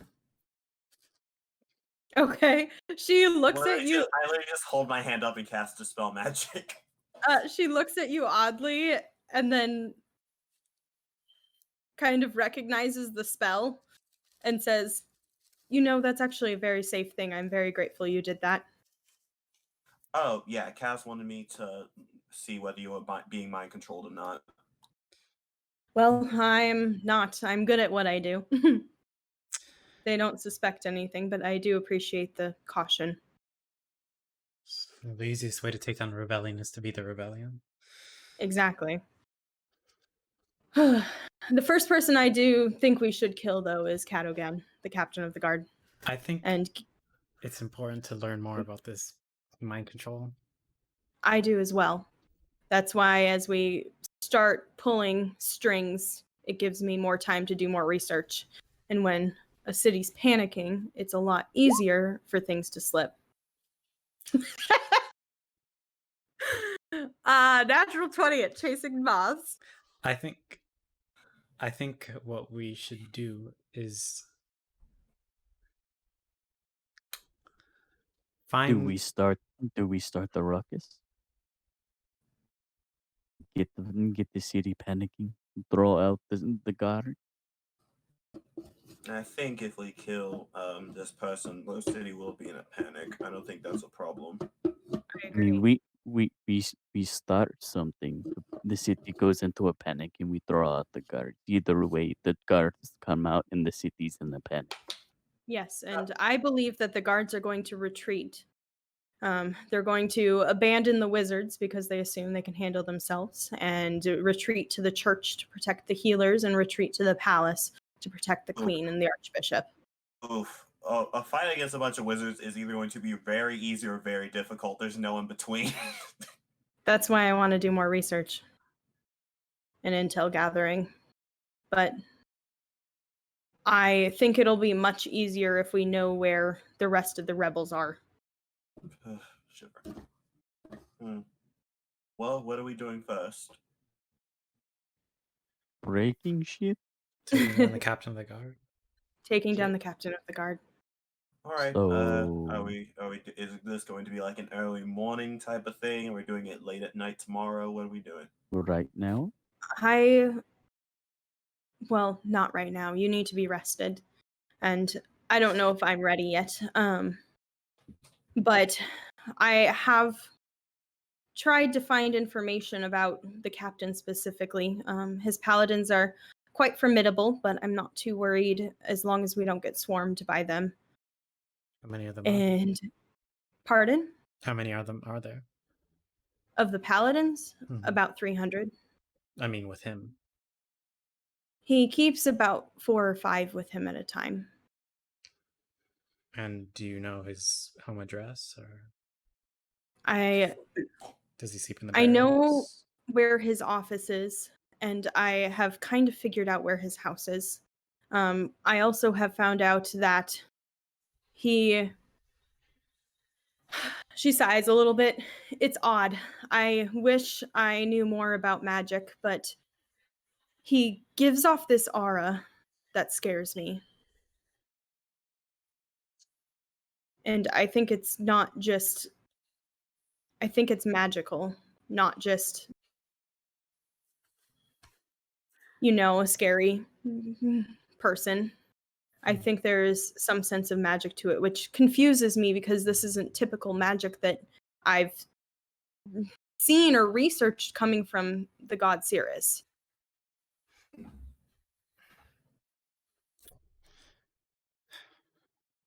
So we just need to be cautious. Really quick, what is Sirius the god of again, Zari? Um, The sun and what else? The sun and essentially like magic and war clerics. Hold on, let me get the legit list so I can I don't have it anymore. be real true. I remember there was a lot. The god of sun, warmth, magic, healing, and defense. Oh, cool. So typically revered by clerics and paladins, and helps so the paladins focus on defense and healing. So the paladins focus on defense, the clerics focus on healing, and that's kind of how they play that out. Cool. I'm gonna call Snud over as he's chasing moths. Hey, look, Cass! I found a big one. I think it's mommy. And he just stuffs it in his mouth. Oh my gosh! Tastes awesome. All right, Snud. Snud, do you mind if I could have the ring we gave you? Oh yeah, it's a very pretty ring. Yeah, sure, you can have it. No problem. Here you go. Thank you, Snud. And I'll toss it over to Rooks. I think you should be wearing this. Is it? The ring. It's a ring of mild shielding. So people can't read your thoughts and determine where they're lying or know your alignment or what creature you are. Ooh, I already have 3 items. Yikes. Well, guess I have to choose. You do. Oh, I have the Pearl of Power, the Boots of Speed. I'm keeping those 2. All right, Pearl of Power, you're leaving. Okay. This That's is it. probably very. Rooks hands the Pearl of Power to Elman. Ooh, what's that do? It essentially gives you another spell slot. It gives you a 3rd level spell slot, I believe. Ooh, I'll send you a link, buddy. Buddy. and I Will made a that be any friend. use to you? Will that be any use to you, to Elman? Yeah. I mean, I'm asking you only because you're the only other spellcaster. So I it don't may know. be better on Snud because he has Yeah. less spell slots. I was thinking that too. Can you get Smite with spell slots? Yep. Yes. Oh, cool. I already have all my attunement items. I already have 3 items. Oof. Oh, guess the Pearl of Power is going in his pocket. Yeah. Oh, it's called the Ring of Mind Shielding. Mhm. Okay, so let me add this. Here we go. Add. Okay. I think it's important now to determine some type of phrase if they can access our memories or minds. Perhaps I'd only think something we can only respond to. Determine whether you're lying alignment. If someone is being controlled or charmed, I can easily dispel it. That's no problem. Actually, never mind. That won't be till next level. I can attempt to dispel it. I don't think even you're that powerful enough to dispel that many people. This might be easier. Well, I think for tonight, we should rest and gather our strength, and tomorrow we can go out on the city and make a show of me showing you around. And I'll take you through a walk to show you the amazing guards because you're so interested in fighting and such. And maybe, Zai, Lovar, if you wish, you could battle with one of them, spar. Don't kill them, though. Just spar to kind of test their strength and see how much of a match they are and where their weak points are.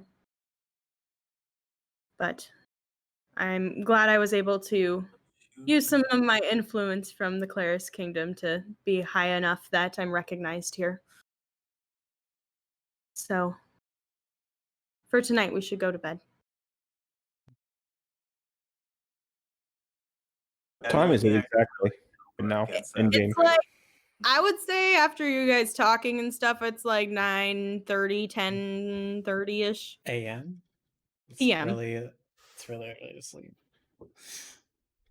I said PM. I know. Before You we go walked to into the bed, city when the sun set. before we go to bed, DM, can Rooks talk to someone? Yeah, totally. Dr. Rooks would like to talk to Kaz. Okay, so Velia shows you to, she has several rooms laid out. Yeah, definitely has enough rooms for you guys. As well as her own master suite down the way. So you all kind of find your rooms and unpack a little bit. And after a little while, Dr. Rooks knocks on Cass's door. Okay. Cass is like about to leave. She just sees you. Yes. You said you don't have your memories, right? What do you what? My memories? Do you remember your past life? I don't know what you're talking about. My past life? Yes. Do you remember your childhood, your adolescent years, your teenage years? Yes. Why? Uh-oh. All right, that sounded very unsure. DM, can I make an insight check? Uh-oh. Sure.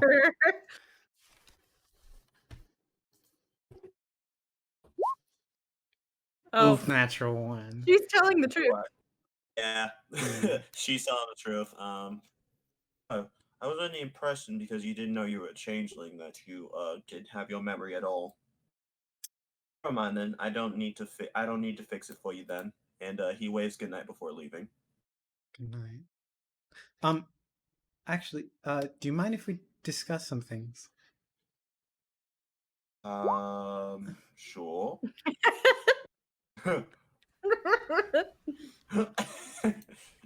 Candle. What You're do you not want to there.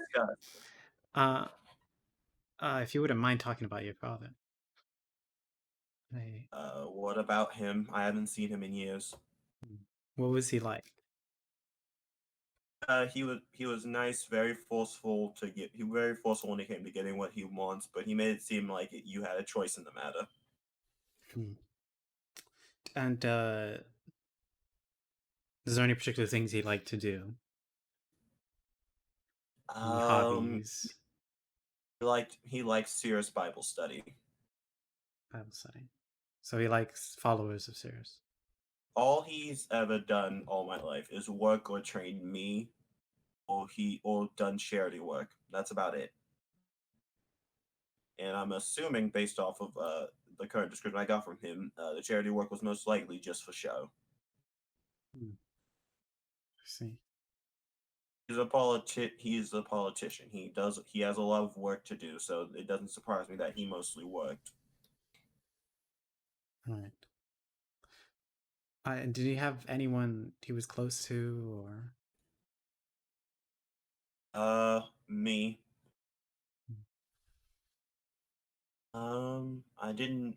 He's not originally from Brightstone, so I I never had contact with the human side of my family much.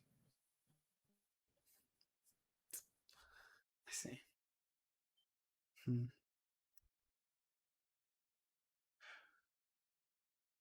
Okay. Thank you for telling me this.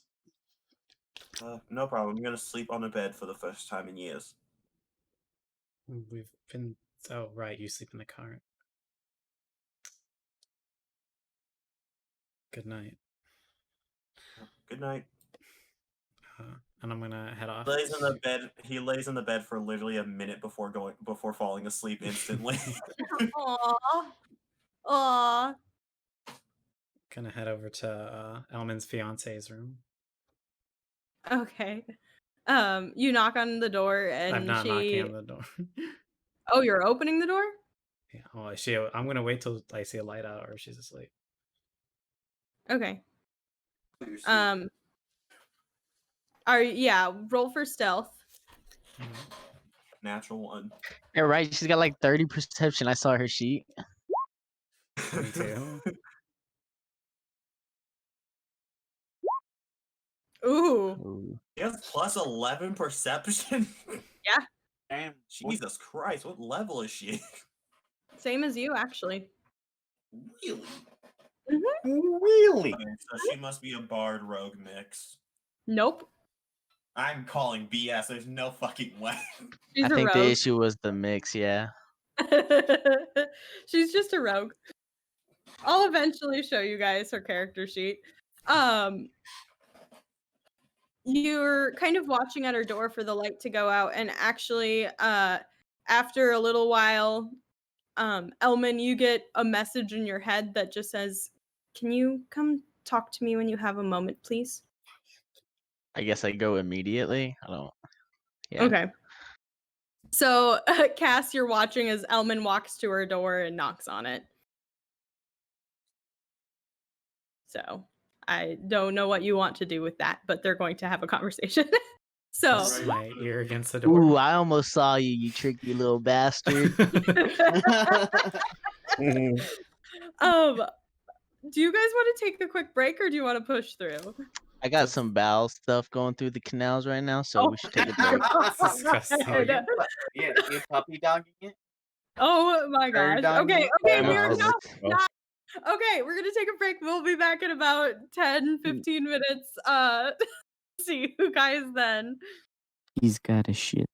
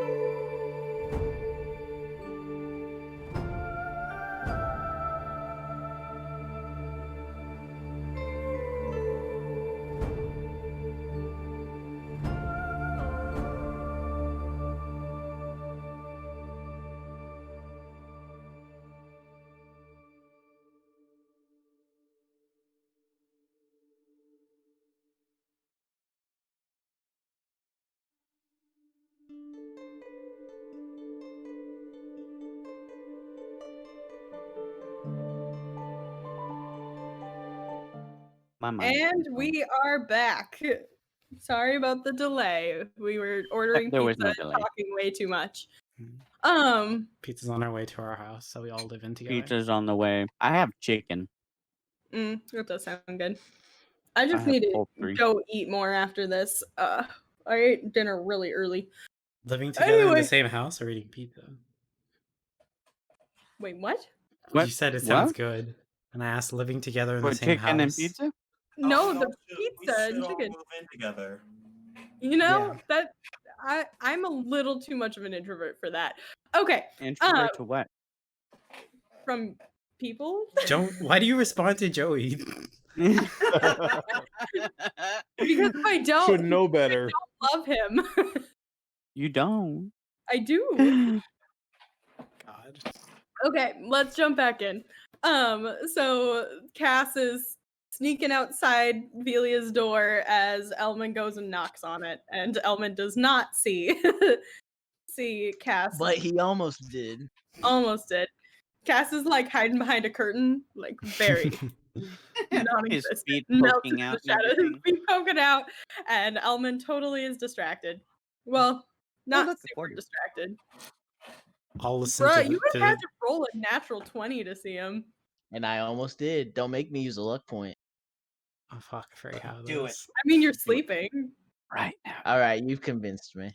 Stop. No. He's gonna roll lower. Tough. Okay, that's an 11 Oh, for those listening in. Shorty, you disappointed me.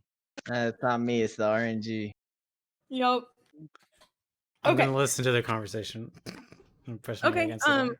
roll a perception check to listen. Oof. Wakes They're too Dr. far Rooks away. up. It's a really thick door. You think you hear a little squeak? Oh my god. She's your cousin. What are you doing? Why? It's Why Snud did said I it. say that? Snud said it, so it's Said. canon. That's how it works. It's You know, canon that's now. crazy. You know, he's in his That's own world half crazy. the time. It's They're legit crazy. not cousins, but okay. No, but it's a bit now.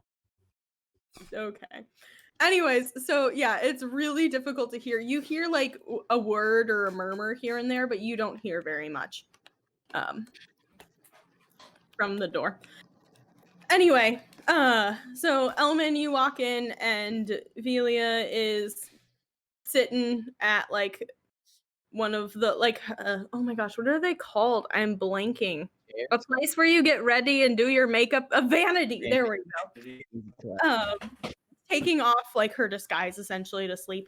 But her hair is still brown, but you can kind of see her normal freckles and normal eye color again as she kind of turns and smiles softly at you. I'm glad you're safe. Of course. What else would have happened? It was pretty easy. Well, I mean, we didn't know much about where the staff was, so it could have been considerably dangerous. It's okay. I had the world's greatest researcher on my side. Are you talking about yourself? No. No, what? Rooks.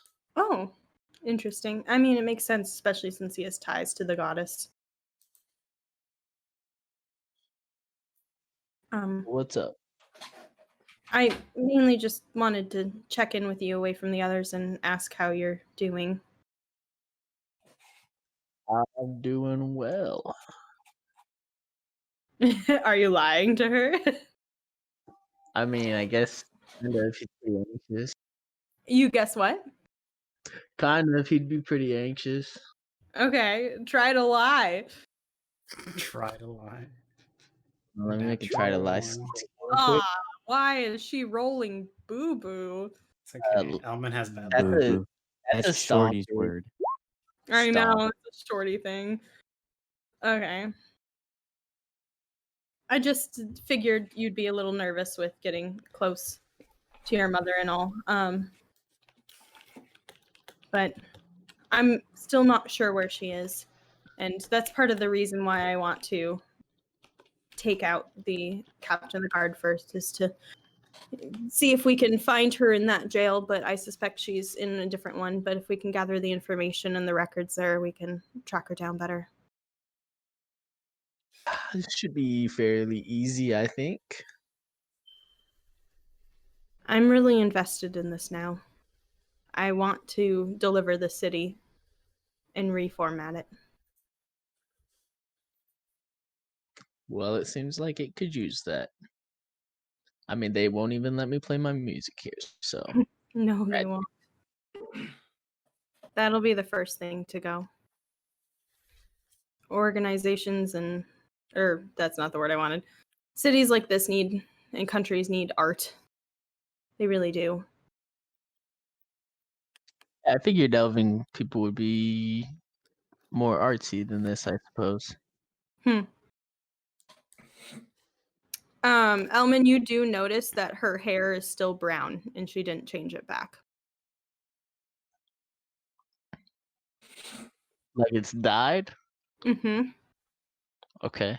Not temporarily dyed, which is a little weird for her. What does that mean? Is it never going back? I don't know how hair dye works, if we're being honest. I'm just a stupid guy. I love you. I mean, it's easy to strip hair dye and to get it back, but it's not perfect to go back to normal. She typically would use, she's very vain about her hair, which you know, but she typically would use temporary dyes for stuff like this. And so it just strikes you as a little odd. Well, it seems like you're pretty invested, and I'll like nod at her hair. I just it just is a very standout color, and I'm a little nervous about getting caught. Well, don't be nervous. Worst case scenario, we just let Rooks loose, and he'll distract everybody with his rage. Don't call me out like this. She is acting a little weird to you. So what's really up? Why are you acting strange? It's nothing. It's not. I'm just getting really into saving this city, not only to save your mom, but to help them.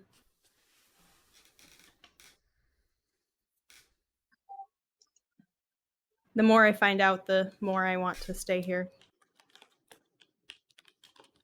Like you want to try and run the city? Not necessarily. The queen typically runs the city. Right, but if you topple the monarchy and make it democracy, then anyone can run it. Yeah. I don't know what I want yet, and I don't know what the people need yet, and I just want what's best for them. I'll like awkwardly sit by her and say, put my arm around her and say, it's okay. We can take it one step at a time and try and get it right. Yeah. I just suddenly have a lot riding on this and want to make sure it's done correctly. I can't fail. Well, you don't have to worry about us. There are no wild cards here. And I like do the swinging thumbs up motion because that is so not true. She actually legit laughs. Yeah, no wild cards, none at all. Okay. I thank you. I just wanted to check in and see you. Absolutely. I love hanging out with you. She'll like flop her head over on your shoulder a little bit. I guess I just sit there and take it. Okay. Well, I guess we're going to go play a part tomorrow, so we should go to sleep. All right. Well, I'll see you in the morning then. And I guess I get up and leave awkwardly because I'm hella awkward. Oh my god, he's so quirky and awkward. Cass, you barely hear footsteps in time for the door about to open. Will you make another stealth check? I have great luck. See? Oh, I got you this time, you sneaky little guy. Here I come. No. Oh, Are you feeling So lucky that is- though?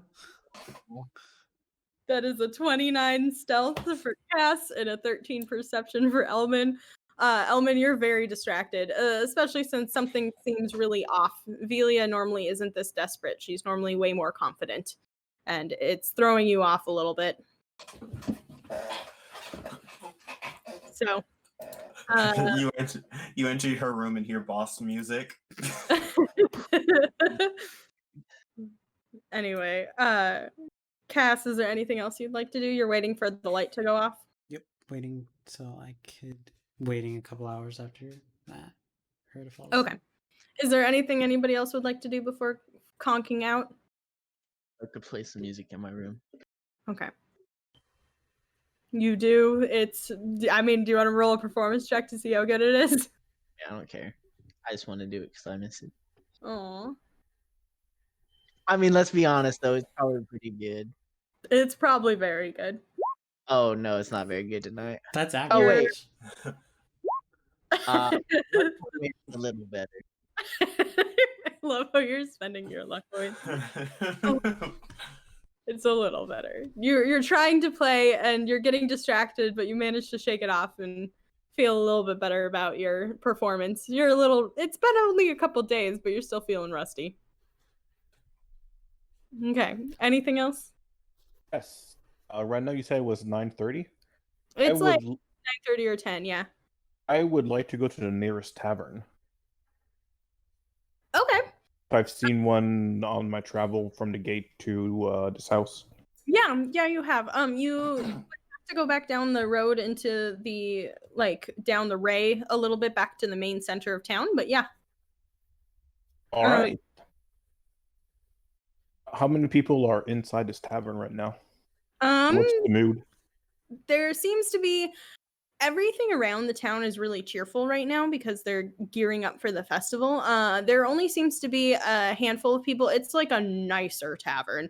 So it's not what you're used to with sometimes ale on the floor and everything. This is like people are drinking fancy glasses of wine tavern. Okay. How many people are in there right now? There seems to be about 10. Okay. Hey guys, I'm Snud, the mighty dragonborn paladin. Your city is so great and all, and I want to celebrate like you guys do, so I'm buying everyone a round of drinks. It's mainly human and elves and half elves in this tavern, and they all kind of turn to you, and several of them look at you weirdly and then incline their head in gratitude. One of them kind of walks over to you and says, "You're obviously not from around here." He's like a human male, a little bit shorter. No, I'm from way to the east. It's my first time in your city. Your city is so awesome. Well, I'm glad you enjoy it. Are you sure you want to do that? Drinks here are rather expensive. Oh, I could afford it. All right. I guess I do have a question for you. Why is your city shaped like an octopus? Sir. Calling her out like that. He smiles. It's supposed to be shaped like the sun. They said that those who developed it, it's one of the oldest cities in the world, but those who developed it in the name of Sirus wanted to reflect that. It also works out well for the where it is situated. Oh, maybe they did not think it through, because if you look at the sun too much, you get blind. So why would everyone want to look at the sun? Maybe that's why I look like an octopus. He looks quizzically at you for a little bit, like he didn't think of it that way.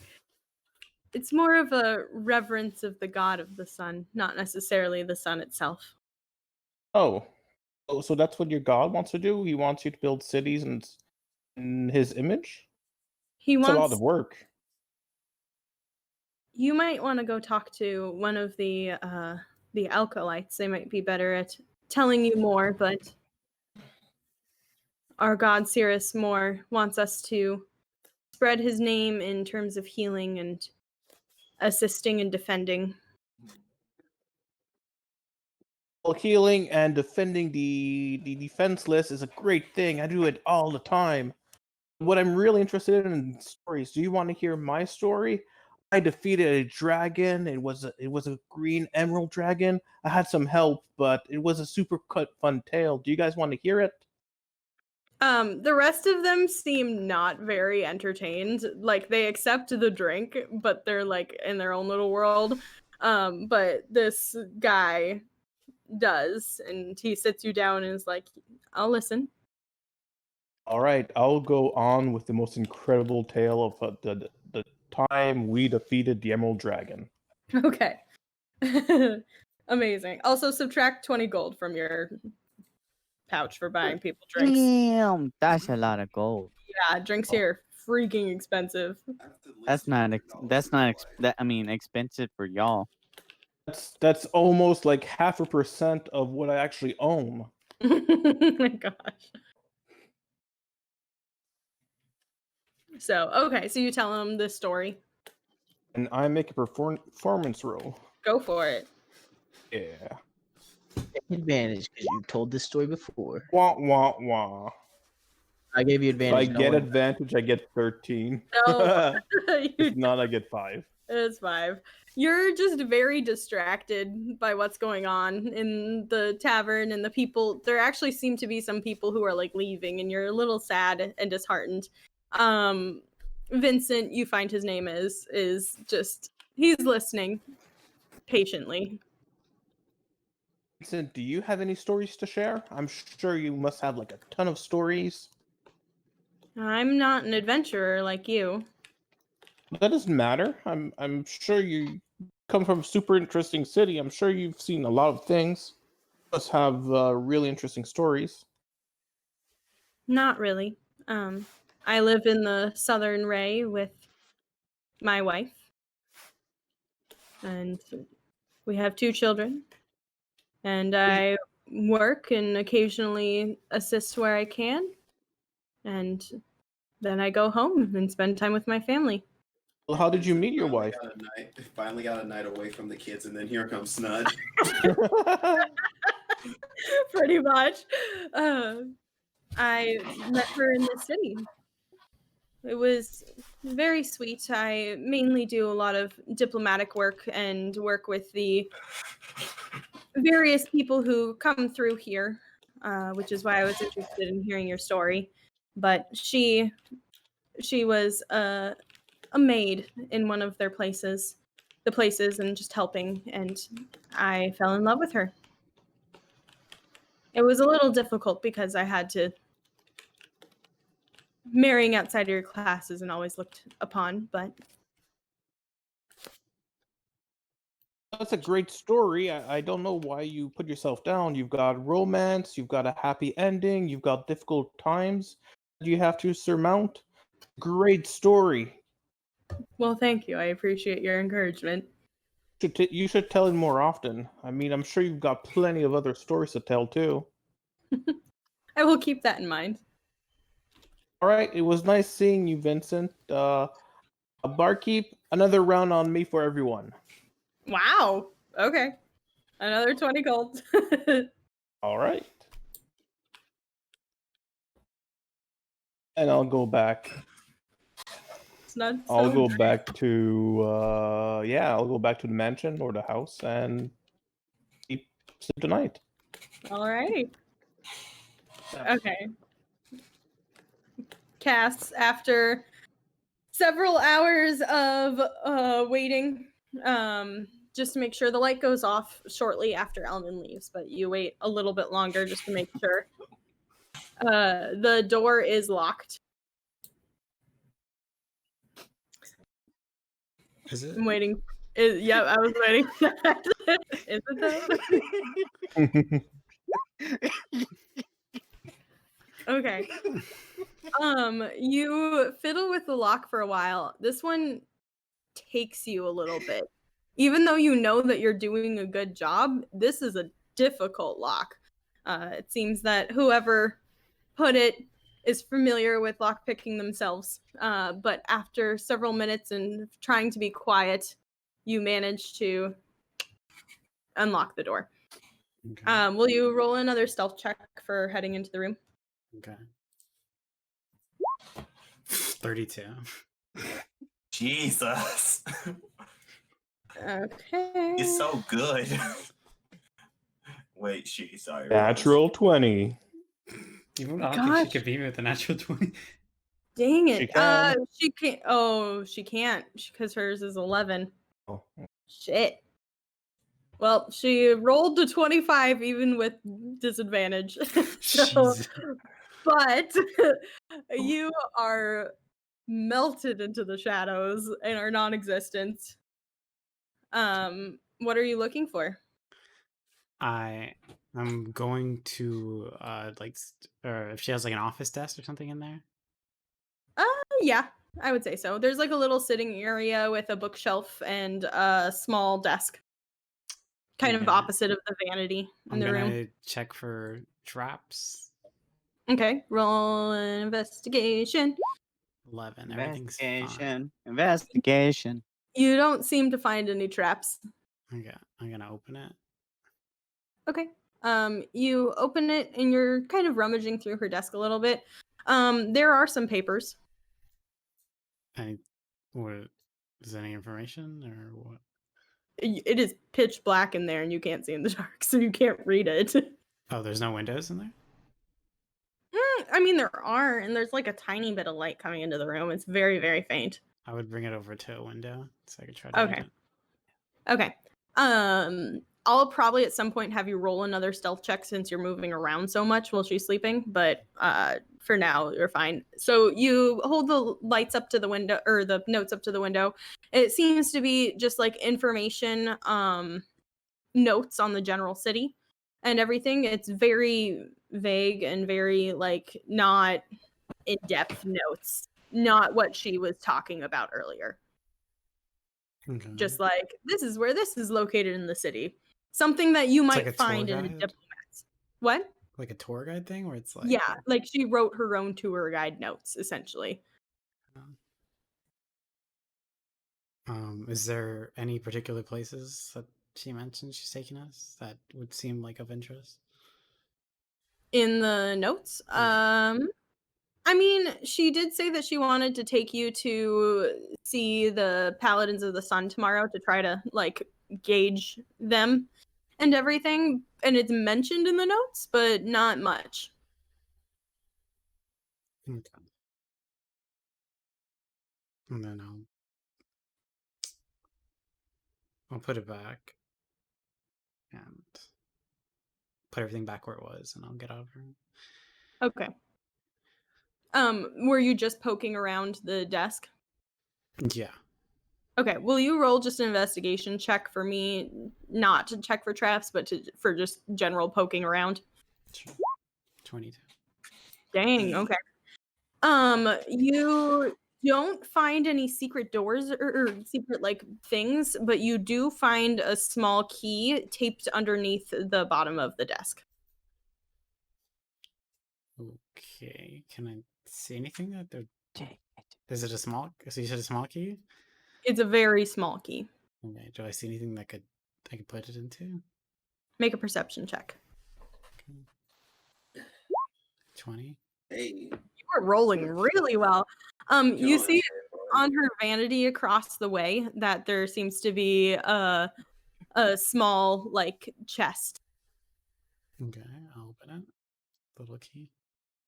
Alright, Okay. I'll check for traps first. I think it's... Yeah. Okay, roll investigation check. Everything's fine. There doesn't seem to be any traps. Okay. I'll open it. Okay. Hold on. I need to Fireball. I need something very specific. One. It just blows up. The whole house Dr. blows Russ, up. what's your AC? Okay. That'd be hilarious. So You get really annoyed as you stick this key in, and a needle pops out of the keyhole and actually stabs you in the hand. Okay. You take 1 piercing damage, and I don't have any of my dice out here. I'll just roll this. But D100. And 11 poison damage. I need you to make a Constitution saving throw. Okay. Listen, she is not 14. playing. Okay. You are now poisoned. Okay. Will you make a stealth check to try not to make noise as you get stabbed? With disadvantage. Natural Yeah. 114. That's Oh, But maybe she rolls a Nah, natural 1 drama. trying to. I don't think she's going to, big guy. House music starts playing. You kind of gasp out loud, not ready for this, and immediately light at the side of the bed turns on, and Velia is sitting up with her arms crossed, glaring at you. Did you shake the chicken out of the Can I look at the box? See what's inside? Just like glancing at it. Is it like papers or anything? Or... Yeah, there's papers in there. Or actually, sorry, there's not papers in there. There's like some papers in there as well as like a vial. A vial of your blood. Do you care to explain yourself? I'm sorry, I just Or got a go to little the bathroom. impatient. And I wanted to see where the captain was heading. Just information I could have. Why? I just so I could research him myself. Maybe see his guards or what time he goes to sleep, things like that. In your Stake it branch of out. the mask, do they respect the people who are in charge of the mission? I've only been on solo missions. Besides with Natural. Elmin. And as I'm talking to her, I'm gonna try to sneak the vial. I'm gonna standing in front of it. Sneak the vial? Okay. Yeah, up my sleeve. Make a sleight of hand check. natural 20? Fuck. You have disadvantage, though. That's pretty bad. She just tuts at you and goes, "Please leave that in there." I'm gonna drop it back in there.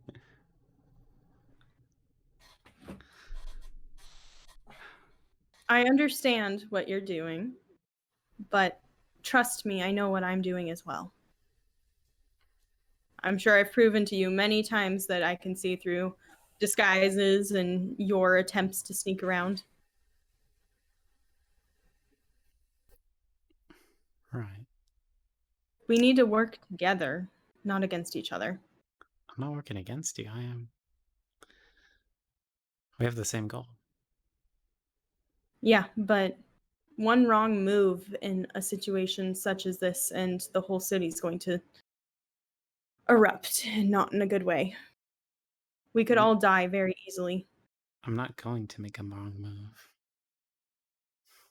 You say that, but I don't know if you understand. The best agent of all time in our branch of the mask down here was caught. Someone who has hundreds of years of experience. Over 300.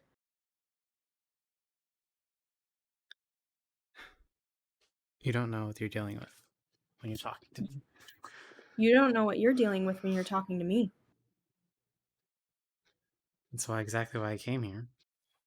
To see the information you didn't tell us. Well, I would appreciate if you left it there.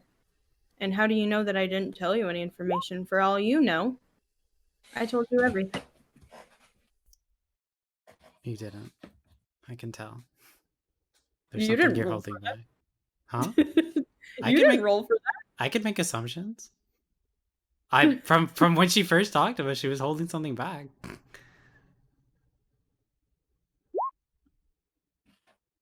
Well, I'm not talking about their conversation. I'm talking about what I heard. no, I know. Well, There may be, there may not be. You don't know. But I know, and you know I'm right. The fact that you don't want to give me a straight answer about it pretty much proves my point. Well, then here's a straight answer. I told you everything you needed to know. And I trust you all very much because Elman places trust in you.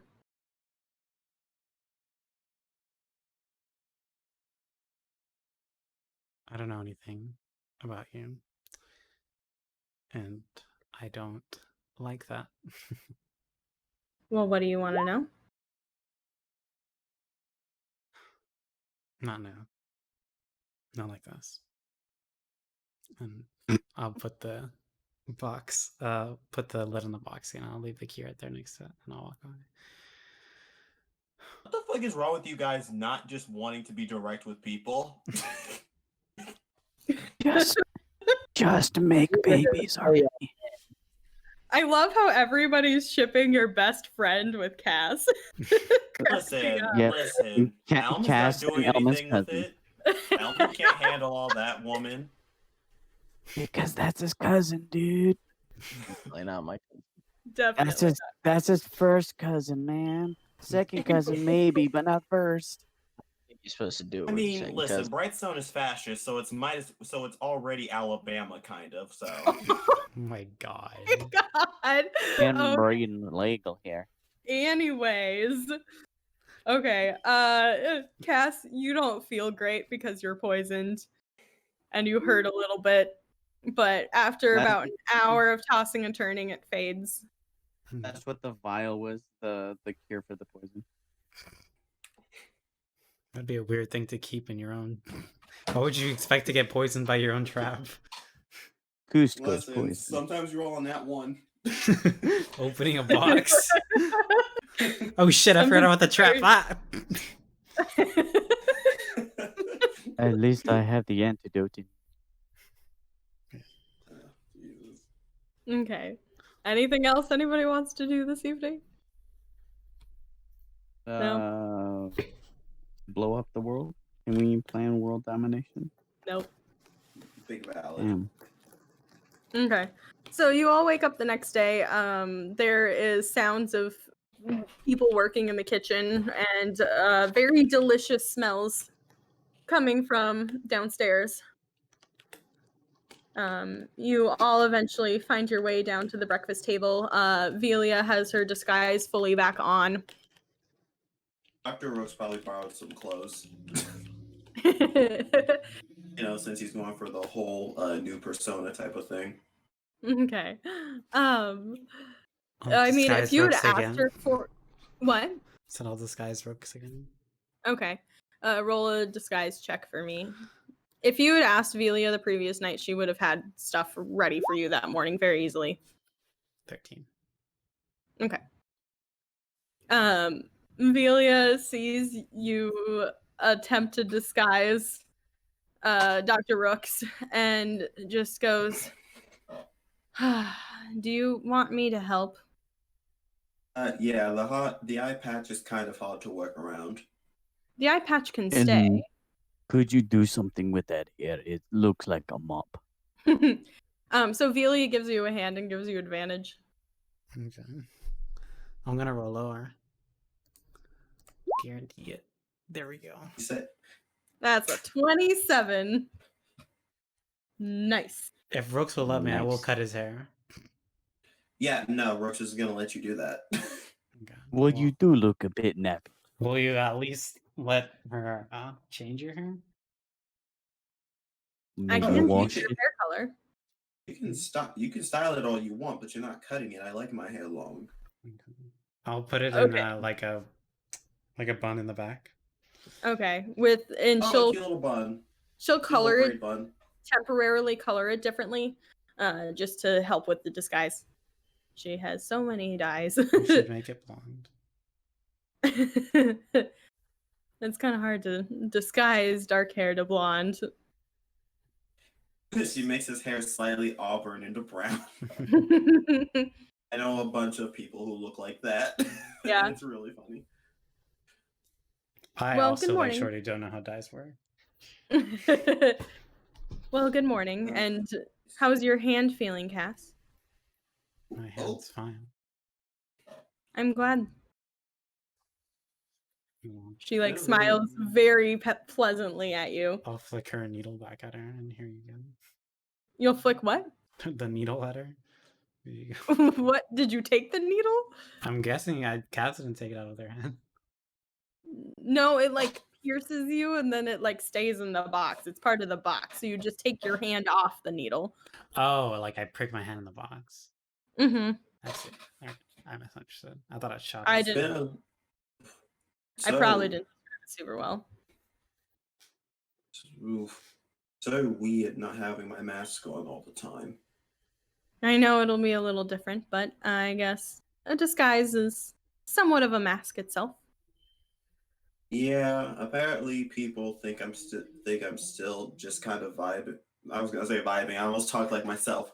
I'm People still just vibing. yeah. It's Apparently canon now. people still think that I'm just I don't know in the castle with my father or something. Yes, they do, and they think that he's been spreading that you're not mentally stable anymore and your mind cracked, and he's graciously trying to heal you and spending money to send for healers from everywhere, but none of them have been able to cure you. Wait. Does he think my mind is What does he mean my mind is broken? That's what he's saying. And Oh, so you don't see, that's no odd. one in the town sees you because of that. That's odd. And he so graciously is raising your daughter in your stead because you are unable to. That's not Ooh. Ooh. okay. That makes me want to kill him a lot more. Trust me, it does for me as well. I am trying to not blow this house up from the inside as best as I can. Do it. I would blow. appreciate if you didn't. It's taken me much time and money. Silomar is just Blow like, it aren't up. you tired of being good? Don't you just want to go ape Blow it shit? up. Do it. You won't. No ball. No balls. Won't blow it up. No balls. No balls. Do 0 it. out of 10. You won't. Hmm. Well, I trust that you all slept pleasantly.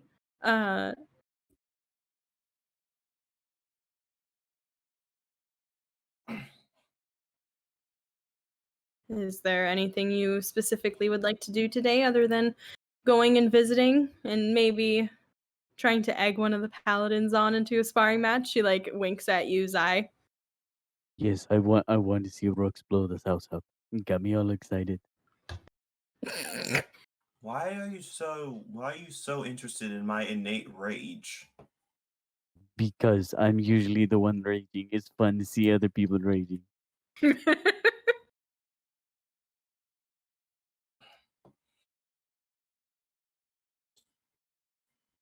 It's exciting when you do it.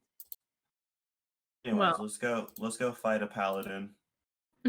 Shall we then? I've already fought the paladin, thank you. This one's a little bit different. It's not your compatriots you're here. making a joke about Snud's Fighting death. Snud. Oh my gosh.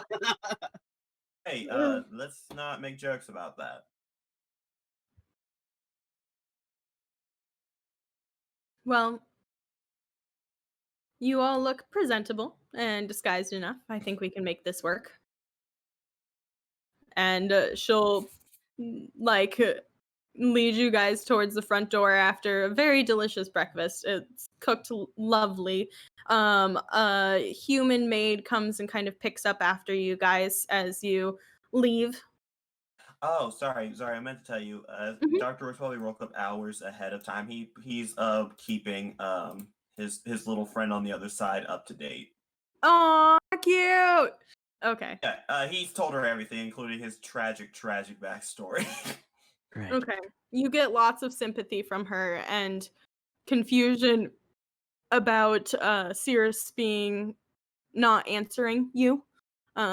She actually tells you that he used to be one of the gods that would interact with his followers a lot, much like Ebony. And that's how Yeah. she remembers him.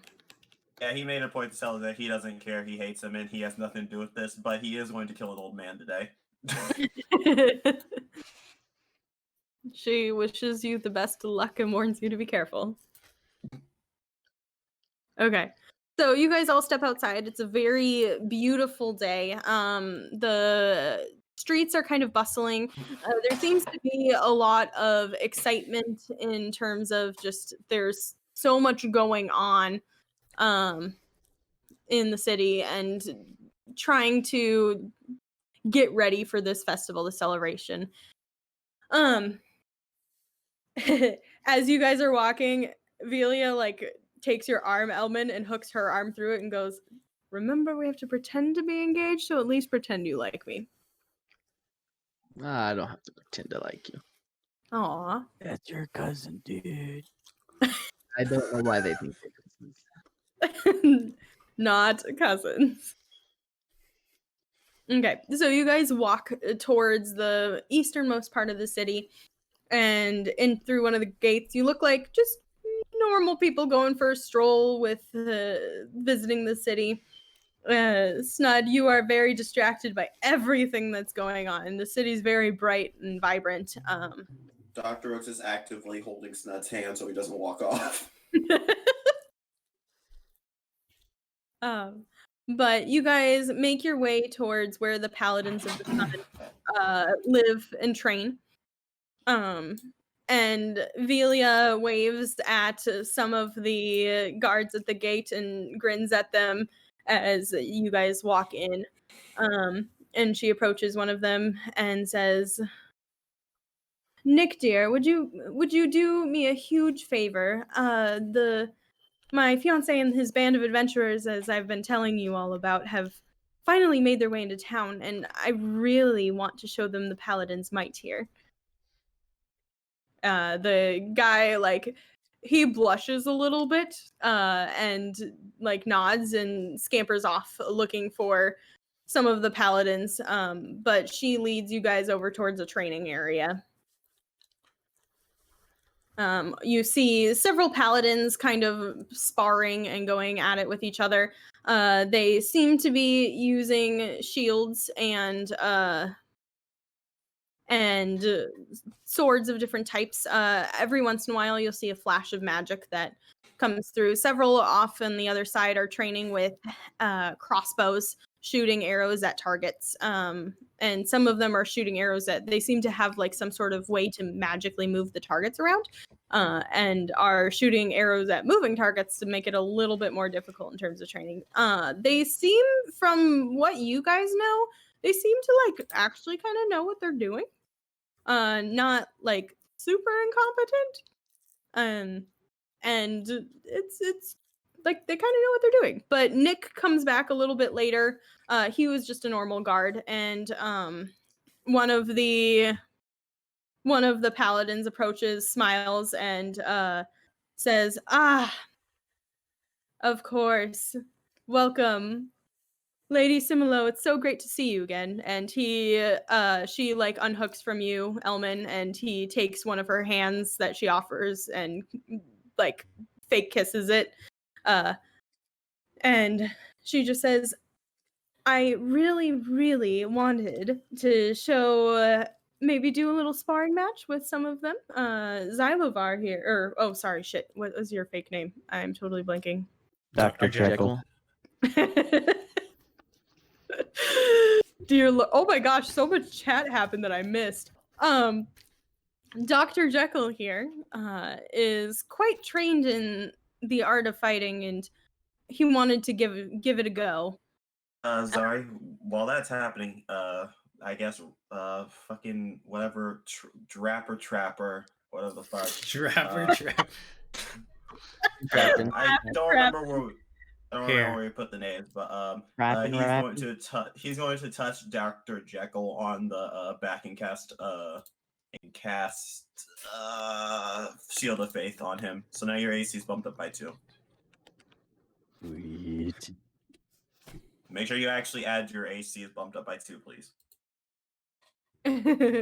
What? Me forgetting to do stuff? I don't believe. Okay. He kind of like bows in all of your direction a little bit and says, "Well, welcome to our amazing city of Brightstone. My name is Captain Jarris. I'm one of the captains here that runs the area, and I would be honored to fight and spar with you. We could give them a little show if you're as skilled as the lady here says." I don't like to toot my own horn. That's pretty good. Okay. So you guys are stepping into kind of a sparring ring. The other paladins seem to part and like give you guys a little space and look like they're about to watch. So, alrighty. So you guys kind of square up. Are you letting him go first? Please don't kill him. Lady Velia, emphasize that you're just sparring. Emphasize. Am I killing this guy? Nah, 50. So if I accidentally kill him, that's a win You can for just us, say right? you're doing non-lethal damage. Yeah, you can. You guys are sparring. But also, if you kill, that's one I'm less not fight gonna later. say I'm not doing non-lethal damage, but this dude might not live. Say you're doing non-lethal damage. I'm not doing non-lethal damage though. Okay, Play your Whooping his character. ass. you play Zai. What would Zai do? Kill him. Dear Lord, Velia's not trusted you. Okay. So, would you like to roll for initiative, or would you like to just like let him go first, or you go first? He can go first. Okay. So, you guys square off, roll your shoulders, get ready to spar, and he rushes at you. And that's a 10 to hit. Dear Lord. No. Okay. You very easily kind of catch his longsword on part of your axe and brush it off. That is the end of his turn. Go ahead. All right. I'm rolling to grapple. Okay. So are you doing your like tavern brawler punch and then like unarmed attack and then grapple as a Yes. bonus action? Okay. So roll your unarmed strike. Okay, my unarmed strike.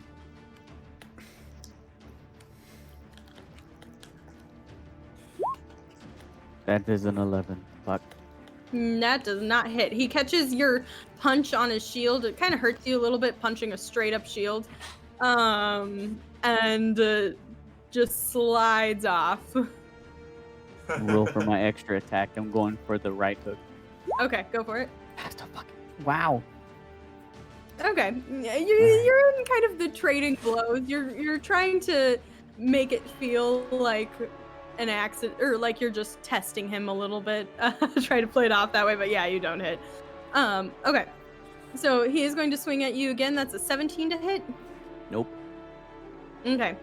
The longsword sparks fly off as once again you kind of actually full on grab the sword, blocking it from hitting you. It sparks against his hands. Yeah. I was gonna say against his great axe, but he was punching shit, so it made more sense. I mean, my mithril armor. Yeah, sure. Okay, go ahead. Your turn. All right. I'm going for a headbutt. That is a 24. That hits. Are you doing the unarmed strike and then grapple again? Yes. Okay. Go ahead and roll damage for your unarmed strike. I'm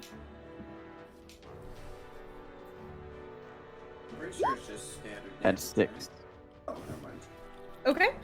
So you full on punch him kind of in the face and then go to grapple him. Will you roll your athletics check?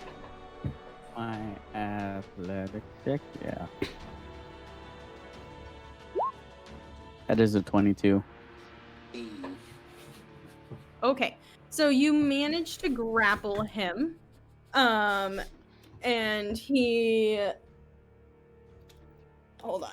Sorry, one second. I just want to make sure I'm getting things right because my brain cannot remember what grapple doesn't allow him to do at the moment. That's fair. He can't move. Okay, so he can punch or Yeah. still like attack. Okay, cool. So you kind of get him into a bit of a headlock. Oh, you still have one more attack if you want to punch him again. Nope, I'm suplexing. I'm suplexing his mother. Okay, make an attack. Oh shit. Joey's cheating. That is a 21. 21 hits. Go ahead and roll damage for suplex. What would that be? A d4 plus his strength. Because An it's 8. technically an unarmed strike. Alright, so you slam him down onto his back. He gets up. Are you still grappling him or are you letting him go? I'm still grappling him. Okay. He is going to try to get his long sword at you again. That's a 23 to hit. There we go. 23 does hit. Okay, we're going to roll some damage. You watch as the sword hits you, a bright light of energy slams into you as well. You take 4 slashing damage, as well as 15 necrotic damage. Ooh. It's odd. You've seen Snud smite things before, and this energy is darker. It's a little different than what he does. Okay. He used his holy smite. These anime spectators I know, right? analyzing Okay. everything. Go ahead. Alright, so now I pull out my great axe. And I'm gonna try to plunge it into his shoulder. Go ahead. Oh, come on now. Lord.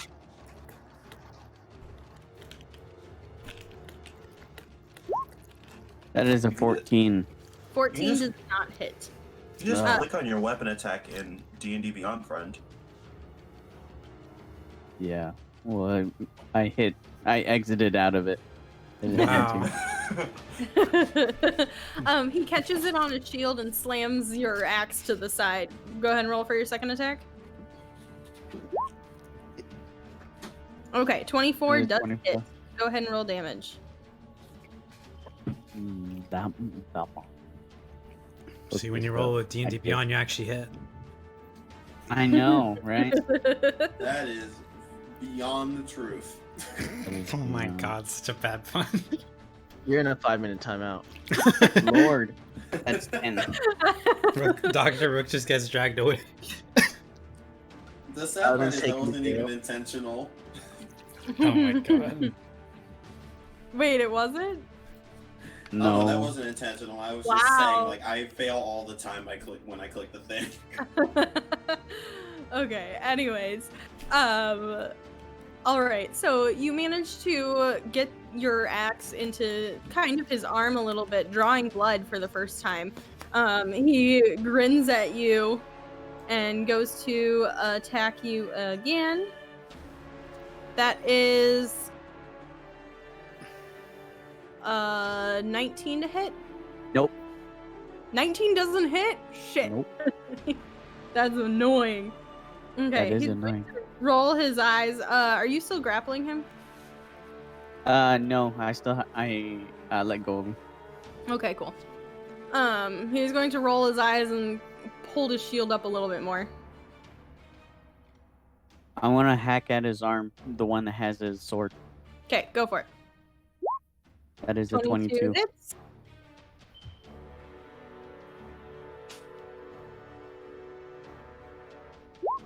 That is 15 damage. Man, okay. Fucking him up. Second.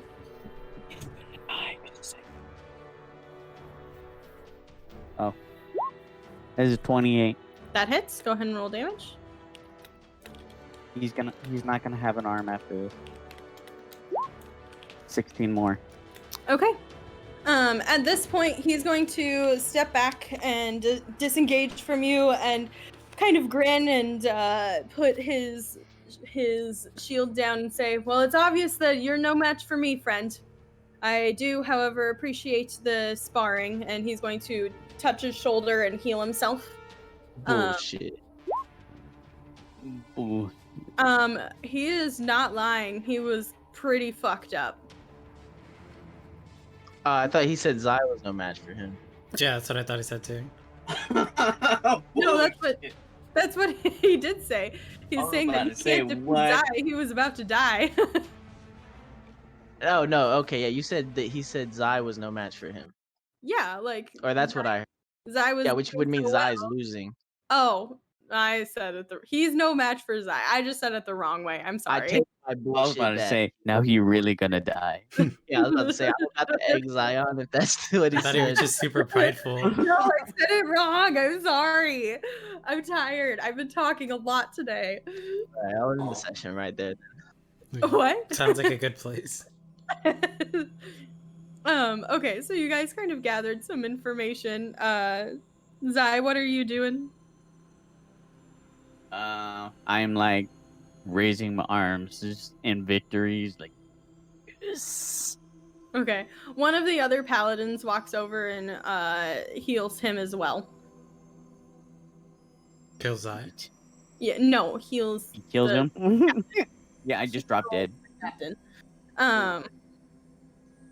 And he walks up to you and holds out a hand to like shake. I shake his hand. Is there anybody else who wants to spar right now? Try it out. Although if you're all trained like he is, it won't be much of a match. We obviously need to whip ourselves into shape more. I'm okay. I'm more of an observer than a fighter. I'll try it. See who's the better paladin. Oh, you you're guys are not. well? Yes, of course. You guys aren't dragonborn, so you guys don't have any advantage. You guys are at a disadvantage, but I'll try to keep it fair. He looks at you curiously and just says, "You're a very small dragonborn, but I'm sure it'll be fine." Yeah. I'm just waiting for my growth spurt. Oh my gosh, I love Stud. Oh my Baby. gosh, I love that. I should like go back and listen to sessions and make a drinking game where I have to take a shot every time I say I love Snud. I do. Trust me, trust me. I go back and I'm counting. Wait. I missed. You guys all talked over each other. What? You don't need to go to the hospital. Maybe don't. Oh, I said thanks. I do. I just wake up on my computer and I'm like, oh, so the episode. Oh my god. Hollow's editing. He does shots every time you say something you love about Snud. Dear Lord. Anyway, okay, so Snud, you are squaring up. I put the battle music off. I'll put it back on. You were squaring up with this paladin. Do you want to go first, or do you want him to go first? Or do you want I guess I'll go first. Okay. I'm going to use my channel divinity to use as where is it? Oh no. It's legendary strike, so I get to crit at a 19 or a 20. Okay. It's an action, so I guess that ends my turn for the time being. Okay. So he'll rush at you, seeing you taking a second to prepare. He'll rush at you with his longsword. That is a 20 to hit. That's a miss. Oh, it's like a little ball of armor. So muttering to yourself and feeling the rush of the energy of your goddess over you, you duck down into your armor a little bit as he swings his longsword at you and clashes up against your armor. Go ahead. All right, I'll use Dawnbringer to attack him. Here, the mighty dragonborn paladin. I am Snud. Does 19 hit? Yes, 19 does hit. Okay, so he takes Alright. 9 radiant damage. You kind of cut into his armor a little bit. Dawnbringer shouting encouragements in your head. Go ahead and roll for your Attack second again. attack. 15. This time he catches your attack on his shield, brushing it off to the side a bit and kind of grins at you. All right. Okay. Aw, that is a 7 to hit. I That's a assume miss. that does not. Okay, go ahead. I'll attack twice more. 18 and 26. All right, both hit. Are you jumping into 27 divine- damage. Are you dumping any divine spite in here or anything? Oh, no, I'll take it easy on him. Okay. He is already starting to look bloody.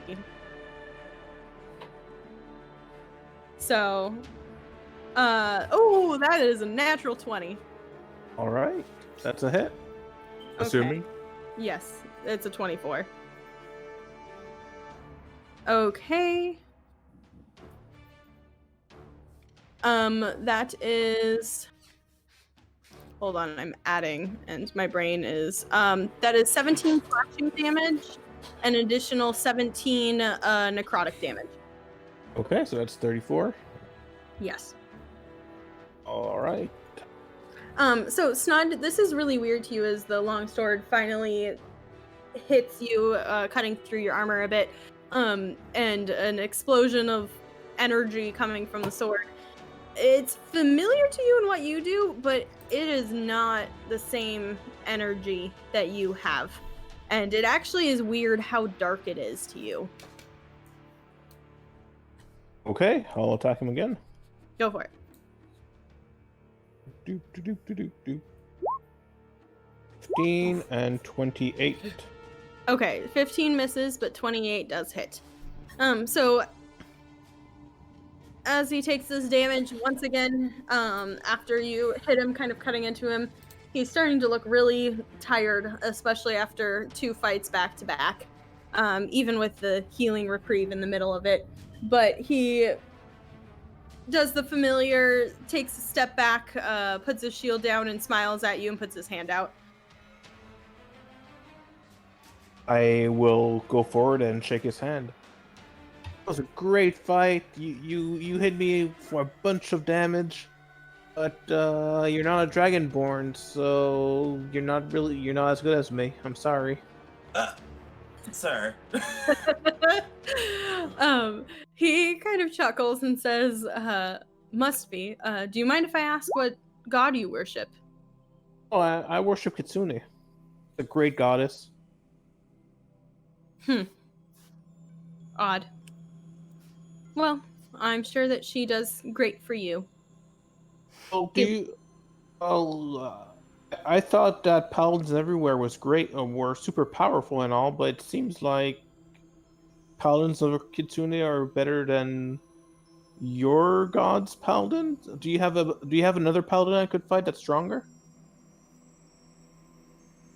He starts to look a little angry.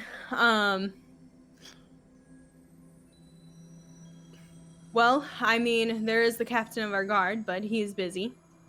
And it could just be that you have been traveling around and adventuring. I mean, it wasn't just you who beat me. The Goliath did as well.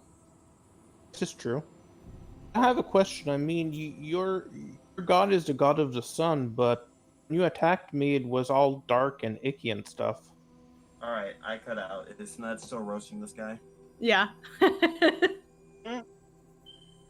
I don't know what you're talking about. Our magic has always been very bright and radiant and reflective of that of the god of Sirus, or god Sirus. Well, your divine energy kind of feels very icky and dark.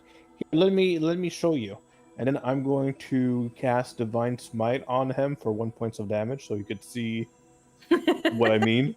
Okay. He just looks at you oddly, like after taking it, like a warrior, and says that they're just different because they're different gods. I don't know where you studied. Well, I don't study. Studying is boring. Well, I think we are done here if there's no one else who wants to fight.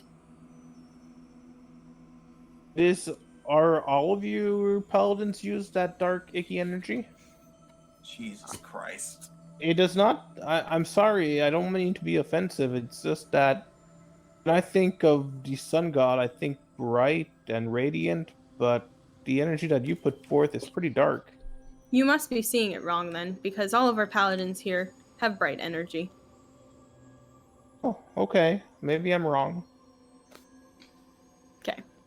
He's going to just kind of nod at Velia and say, well, I'm going to go see if I can get healed quickly. Thank you all for the sparring and learning. And he nods and walks away. He looks a little angry. Use my lay on hands to heal myself for 34 hit points. Okay.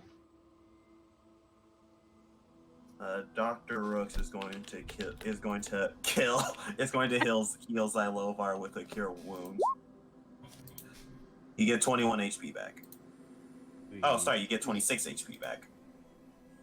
And then he whispers in your ear, that guy had nothing but. Oh, I'm aware. He was kind of garbage. He's just like, was I supposed to kill him? No, you weren't supposed to kill him. You were just spying him to get a read on him. I mean, I did have the opportunity to kill him. I mean, yes, I'm aware, but then we would have put everyone else at risk. True.